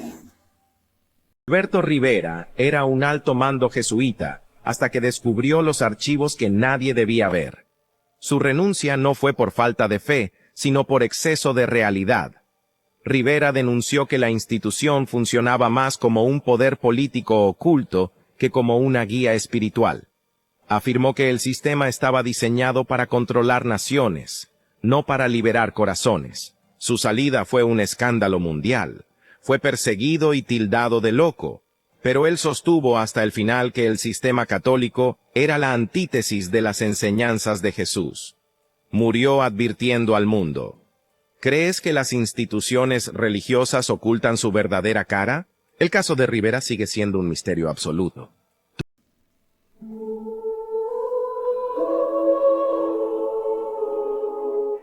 Que le grita a mi pueblo: ¡Cristo viene ya! ¡Cristo viene ya! ¡Y la sama ya va! El fin se acerca, todo está cumplido, pronto volamos, prepárese para el encuentro con el Señor. ¡Alabado sea Dios! ¡Hay poder en Jesús! Tiempo decisivo, días de la última generación, última gran oportunidad de la humanidad. Amigo, usted está aquí en días dramáticos, finales, no reciben una oportunidad, ni nunca reciben otra. Usted está recibiendo una en esta noche. Agarre, échale mano a esa oportunidad. O Vaticano tem uma biblioteca enorme de magia negra. O Vaticano é um país. Enorme de magia negra. A maior biblioteca de pergaminhos, de grimórios do século XVI e XVII são de magia negra, de feitiçaria, que estão no Vaticano. Eles têm os originais do Grimório Velho. Eu pego o protestante, a galera do protestantismo, falando mal de esoterismo. Ah, magia... Cara, vocês têm que aprender! Porque a Igreja Católica sabe! E Jesus fala o tempo inteiro em linguagem esotérica. Se você pega o livro de Mateus uma vez, tem uma hora que um dos discípulos pergunta para Jesus. Não vou lembrar quem era, talvez seja Pedro. Ele pergunta para Jesus: Jesus, por que tu falas em parábolas? Por que tu fala? Parábola é uma linguagem criptografada, uma linguagem simbólica. E aí ele fala: a vocês foram dados os mistérios para conhecer, a vocês foram dados os conhecimentos para conhecerem os mistérios dos reinos dos céus. Mas a eles não. O que Jesus está falando? Que existe uma necessidade do esoterismo e do exoterismo. Então, esoterismo sai da raiz taesos, do grego, que significa aquilo que é oculto. Não porque é demoníaco, não porque é diabólico. É porque são ensinamentos muito, muito fortes. E o taexos vem da raiz do grego, que significa o que é revelado. Então as igrejas aí das massas, elas falam do taexos, daquilo que é para todos. E o exos, que vem do esoterismo, é só para um colegiado de iniciados, que não é do mal. Eles simplesmente têm um conhecimento que o próprio Jesus conhecia, que é para ser preservado. Só que isso caiu nas mãos erradas, porque vamos lembrar quem destruiu o templo? Os romanos. Quando eles destroem o templo em 70 depois de Cristo, os romanos, depois acontece todo aquele processo, eles levam embora muitos livros de Salomão e de coisas que estavam ali no templo de Jerusalém. Então, papiros, muita coisa de magia estava lá. Os romanos tomam. Quem que funda a Igreja Católica? Os romanos. Então é óbvio que esse caminho, todo esse material está com eles lá. O funeral do Papa foi público, mas 2 dias antes, à meia-noite, o Vaticano realizou uma missa secreta. E os padres que participaram nunca mais foram vistos. Essa missa não foi televisionada. Não teve registro oficial, mas moradores próximos ao Vaticano ouviram vozes cantando em latim antigo, em um tom grave e dissonante, por volta das 3 da manhã. Freiras relataram que os vitrais da Capela Sistina vibravam, como se algo estivesse tentando sair ou entrar. 7 cardeais participaram dessa cerimônia clandestina. Eram os conselheiros mais próximos do Papa, membros de uma ordem interna chamada Custodes Umbri, Guardiões da Sombra. A missa não tinha luz, apenas velas negras. No centro, havia um livro antigo que não constava em nenhum arquivo vaticano. Era envolto em pele escura e preso com correntes. Dizem que foi aberto apenas uma vez, e que o que estava escrito ali não era oração, era invocação. No dia seguinte, nenhum dos 7 foi visto na cerimônia oficial do funeral. Mas documentos vazados indicam que seus nomes foram removidos da lista do conclave, como se tivessem deixado de existir. Testemunhas internas afirmam que o caixão original do Papa foi trocado às pressas não por precaução, mas por contaminação. Algo havia acontecido com o corpo. Padres de baixo escalão relataram um cheiro insuportável vindo da tumba, como de enxofre e carne podre. Mesmo com o corpo embalsamado, desde aquele dia, todos os espelhos da Capela Sistina foram cobertos com lençóis negros, e as confissões deixaram de ser ouvidas à noite. Se tudo isso for verdade, essa missa não foi feita para se despedir do Papa. Ela foi feita para aprender algo, ou pior, libertar. Você acha que foi um ritual de despedida ou de invocação? Comenta a Missa Negra se você acredita que a Igreja esconde algo que nem o inferno aceitou. ¿Misas negras con sacrificios de niños en la corte de Versalles? Sí, así fue. Una de las más afamadas dentro de la corte que utilizó estos rituales fue Madame de Montespan. Los ejecutores de estas misas negras eran el abad Etienne Guibourg y la envenenadora Lavoisin, de la que ya tenéis otro vídeo. Sin duda, su misa negra más conocida fue la practicada a Madame de Montespan, la amante del rey. Todo esto ocurrió en 1672. Madame de Montespan estaba tumbada, desnuda, y el abad, junto con la envenenadora, sacrificaron un bebé encima de ella, dejando correr su sangre. Lo que Madame de Montespan pedía con este sacrificio era que tanto el rey como la corte estuvieran a sus pies. Estos bebés y niños para el sacrificio se compraban a las prostitutas. Se encontraron en los jardines de Lavoisin 2.500 cadáveres de niños y bebés víctimas de estos rituales. Cuando esto saltó a la luz, el abad fue condenado a cadena perpetua, mientras que la Guasón fue condenada a la hoguera por brujería. ¿Qué os ha parecido esta historia? Como ustedes vieron el título del video, la misa negra que se celebró en el Vaticano. Miren, vamos a empezar con las imágenes en pantalla. Este hombre que ven aquí, yo sé que muchos de ustedes saben quién es. Es el padre Malachi Martin. Que ahorita voy a leer un poco sobre él, porque hay muchas cosas que la gente no sabe de él. Pero pudimos obtener la mejor fotografía que se pudiera de él. Malachi Martin, ahí está en pantalla. Él fue jesuita. Sí, jesuita. Fue. ¿Saben por qué? Bueno, aquí tengo la información. ¿Ok? De Malachi Martin. Él fue liberado de sus votos jesuitas en 1964 y murió en 1999. Imagínense ustedes eso, 1964. ¿Qué estaba sucediendo en 1964? Concilio Vaticano II. Pues fue en esos años cuando él fue liberado de sus votos jesuitas. 1964. Y una vez más muere en 1999. Ahora, mucha gente no sabe esto. ¿Cómo murió? Mucha gente no sabe. Aquí dice, murió de un traumatismo craneal después de una caída, que según describió a sus amigos, fue causada por el empujón de una fuerza invisible.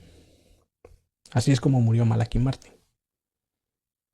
Entonces, Malachi Martin escribió muchísimos libros. Es más, aquí tengo uno. Y este ya se lo he recomendado a todo el mundo. El último papa. Miren qué libro.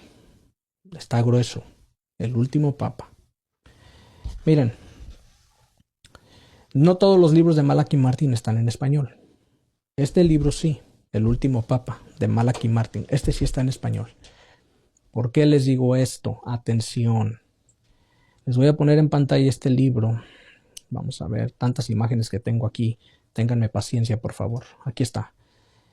Este libro que ven en pantalla se llama Winsped House.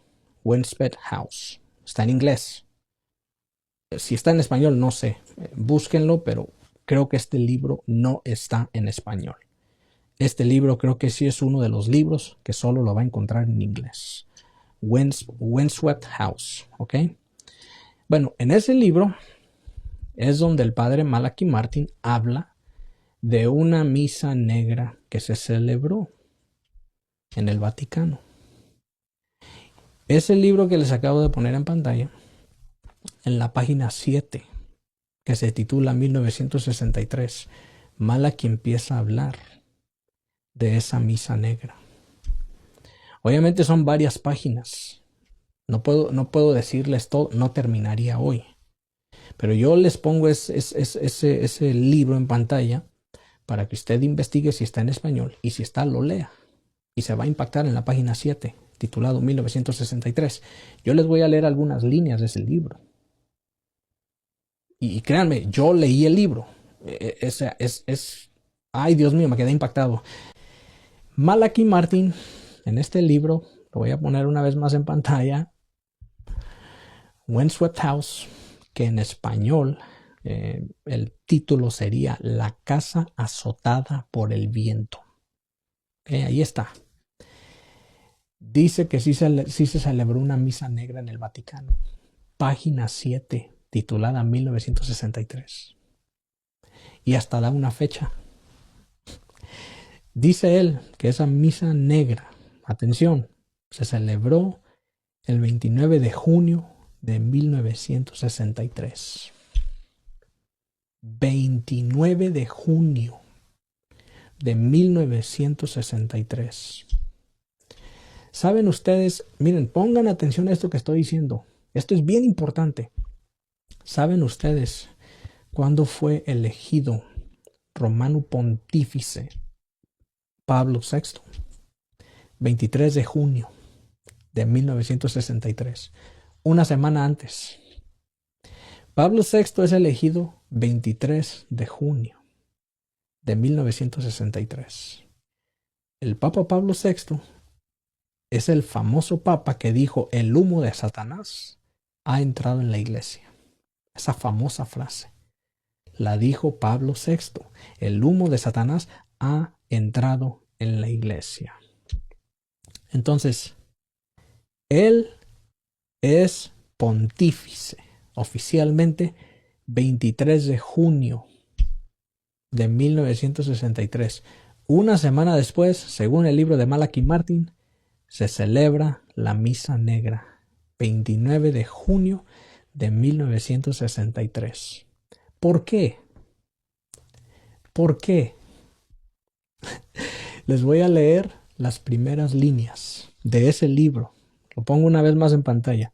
Les voy a leer las primeras líneas de este libro de Malachi Martin, página 7, titulado 1963. Dice así, atención.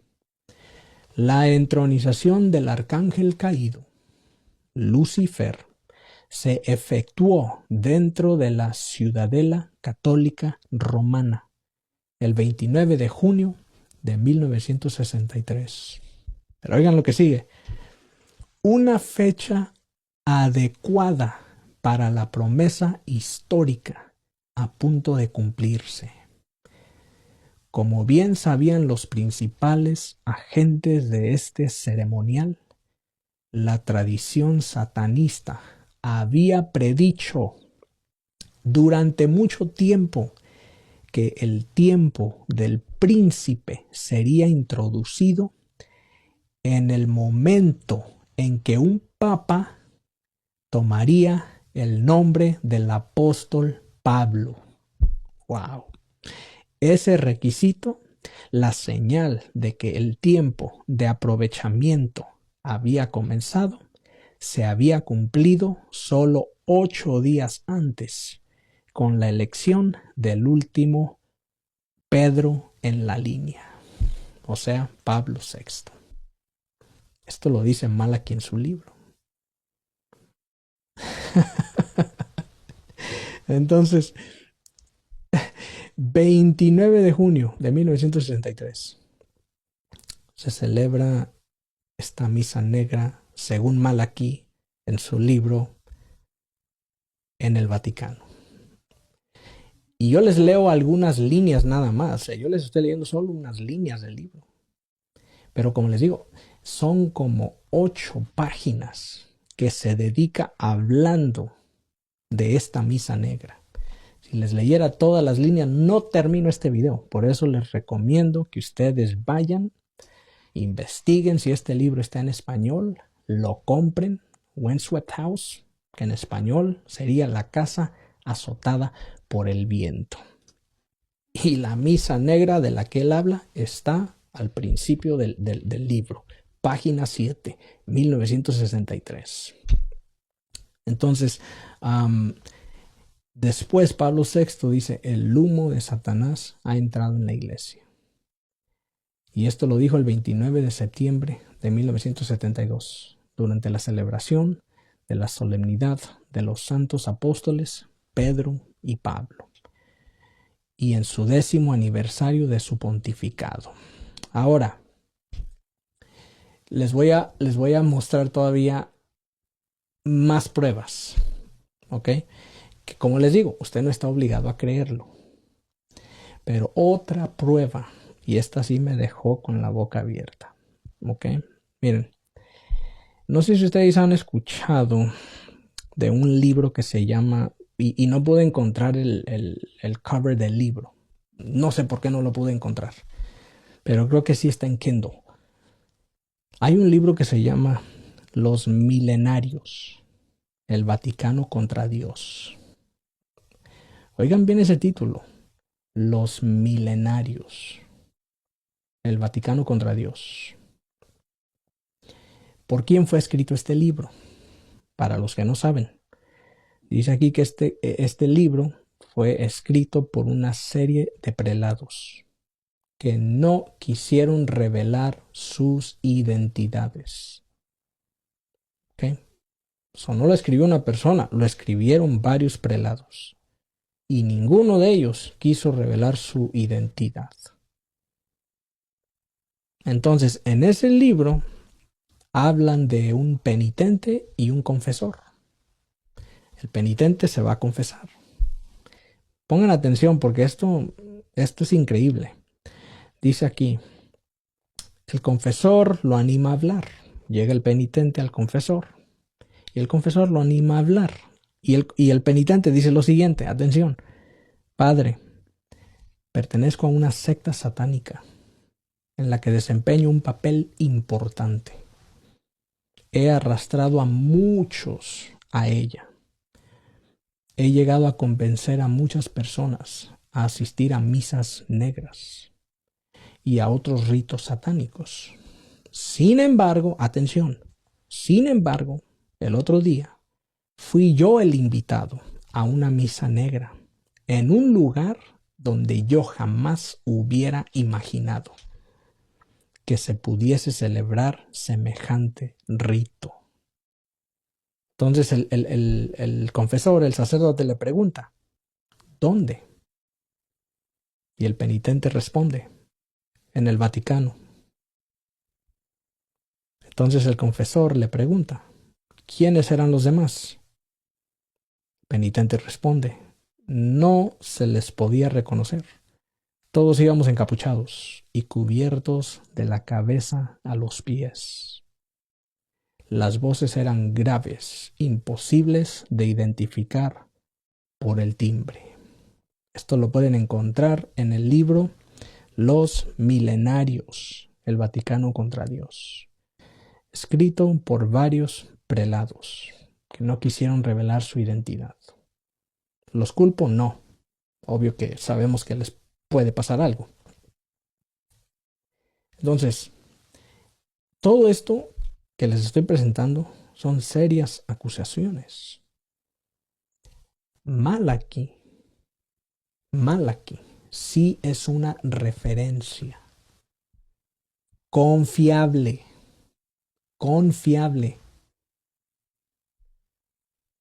Entonces, al Malaquí decir esta seria acusación de lo que sucedió el 29 de junio del 63, una misa negra, te pones a pensar.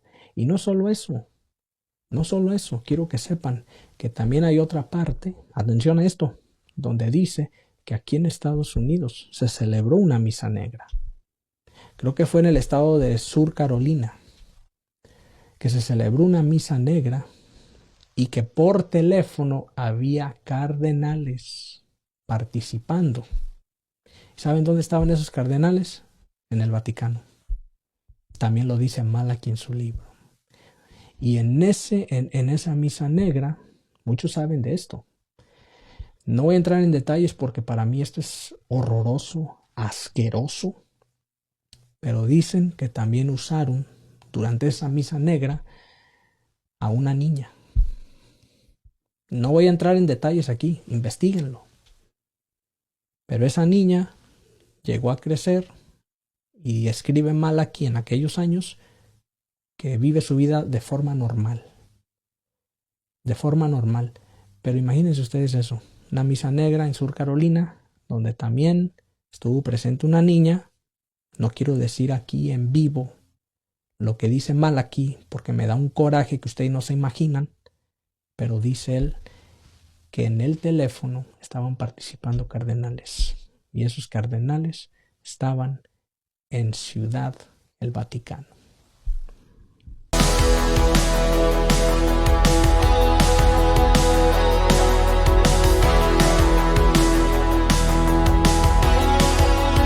Fuerte, hermanos, ¿ok? Si tienen niños, tápeles las orejas, porque esto sí es fuerte.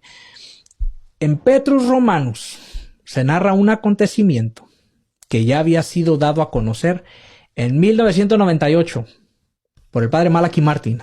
Atención, la entronización de Satanás dentro del Vaticano. Pero el libro lo relaciona con el tema de los papas, al subrayar que en esa misa negra, oh sí, porque se celebró una misa negra en el Vaticano. Vayan a ver el video que tengo de la misa negra. Bueno, miren nada más, por eso sé que esto es verdadero. Miren nada más qué coincidencia. En esa misa negra fue consagrado a Satanás el sacerdote que habrá de ser el último papa. entre paréntesis, antipapa, coincidiendo con Pedro Romano. ¡Wow! Esto sí que es una bomba. O sea que esta información que me viene de Roma está diciendo que en esa misa negra que sabemos que se celebró, en esa misa negra se consagró a Satanás, el sacerdote que habrá de ser el último papa. O sea, antipapa, no será verdaderamente un papa. En esa misa negra. Y acabo de grabar ese video de la misa negra hace como un mes. Pero esto yo no lo sabía sobre la misa negra. Que ahí se consagró a un sacerdote, seguro que joven, claro que sí, en ese tiempo.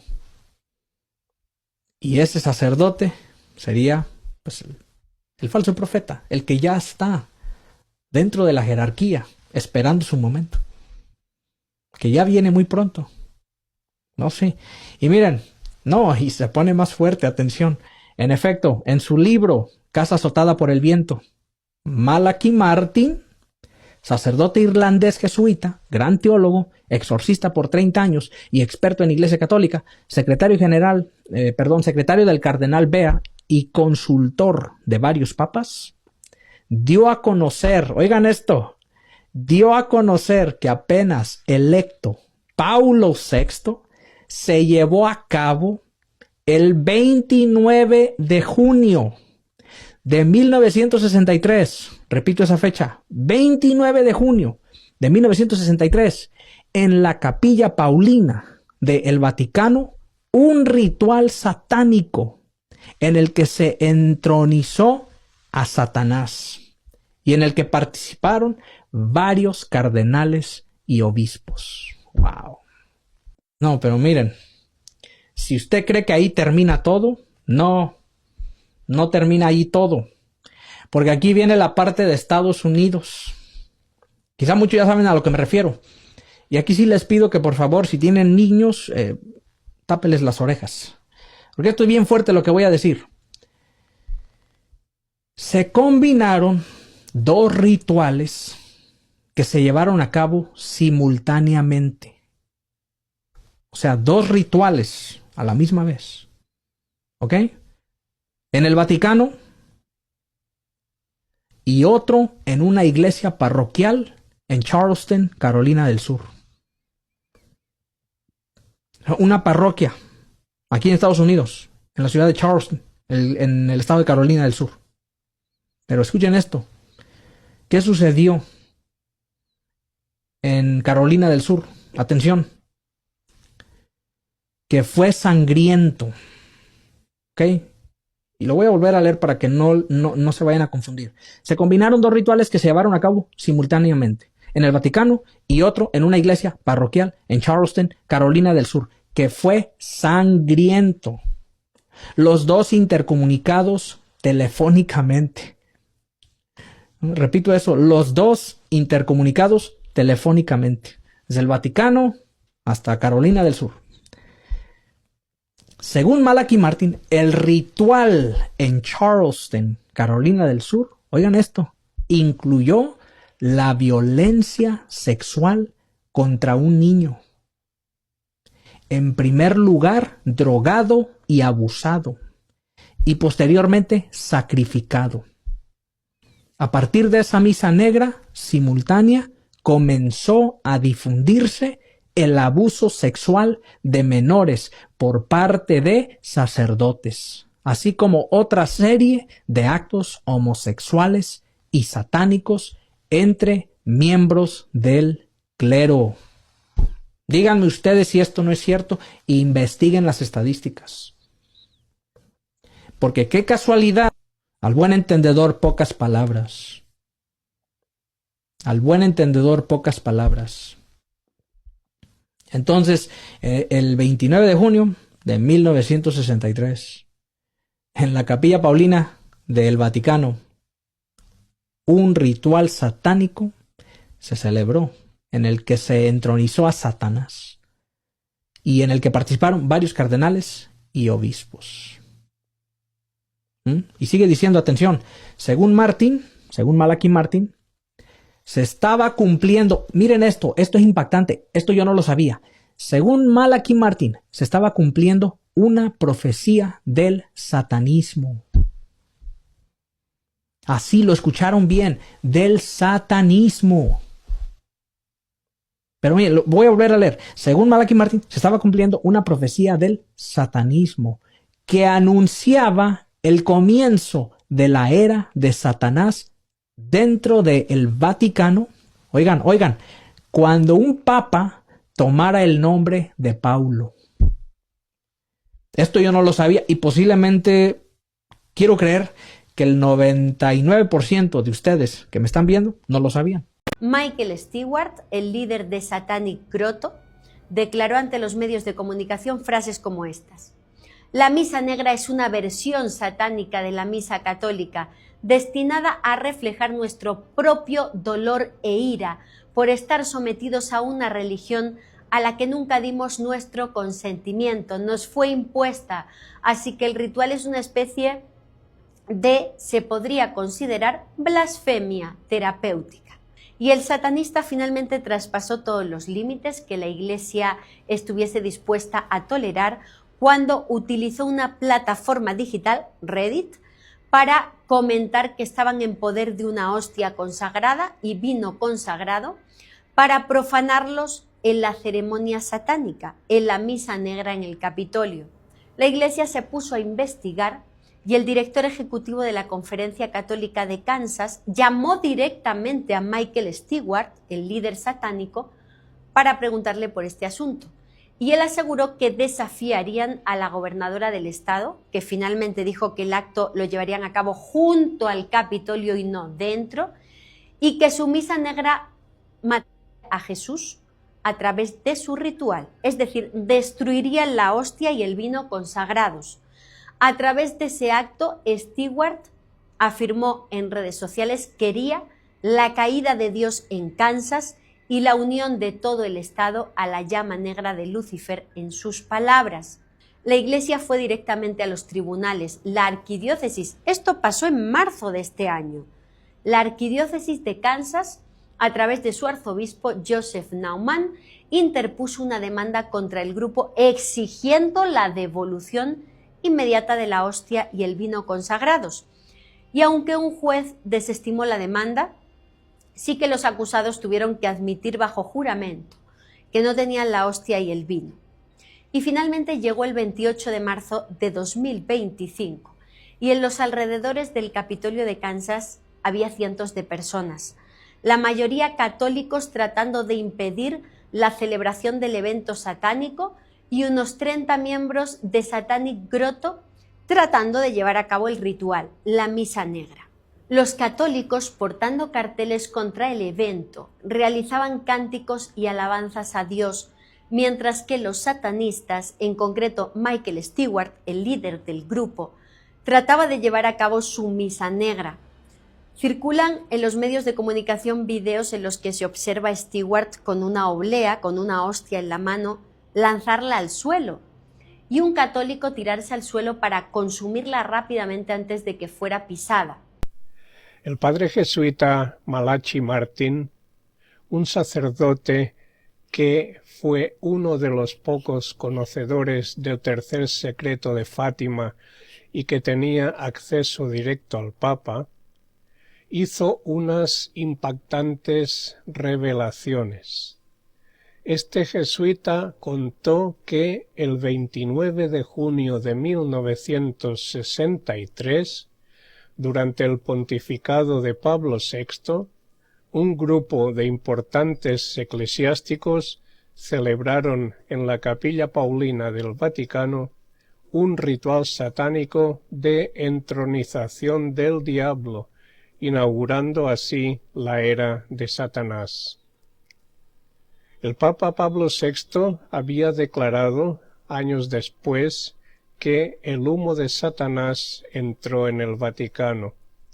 Esa afirmación la confirmaron tanto el exorcista Gabriel Amort como un grupo de prelados católicos disidentes llamados los Milenarios. El padre Malaki también sostuvo la existencia de organizaciones satánicas no solo en Roma sino en otros países como Estados Unidos que habían sido creadas por los prelados católicos. Malaki Martin falleció en 1999. Su muerte pasó mayormente inadvertida, salvo por aquellos que seguramente emitieron un suspiro de alivio. Este sacerdote se merece que le dediquemos un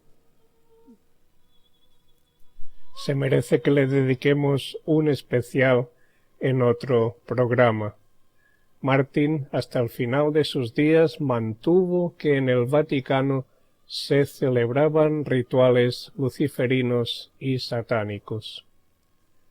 Las declaraciones más estremecedoras sobre la élite oscura que domina los asuntos de la Iglesia las hizo públicas en una serie de novelas, ya que el mismo jesuita admitía que la mejor manera de transmitir esa información era de manera novelada.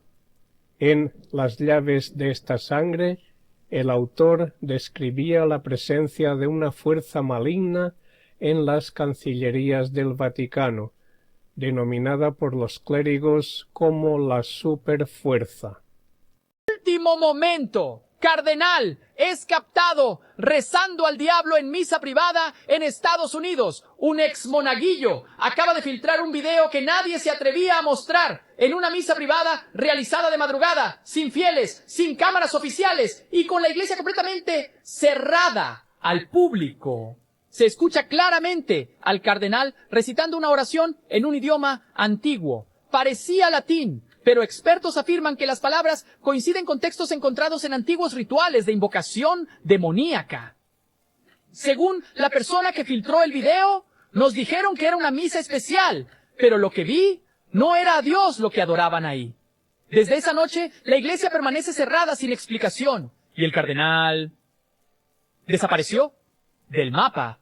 Algunos creen que fue una ceremonia de iniciación, otros que fue una grabación transmitida a círculos ocultos del Vaticano. Estamos ante una infiltración dentro de la iglesia. Comenta, rezó al infierno. Si querés que revele el fragmento traducido...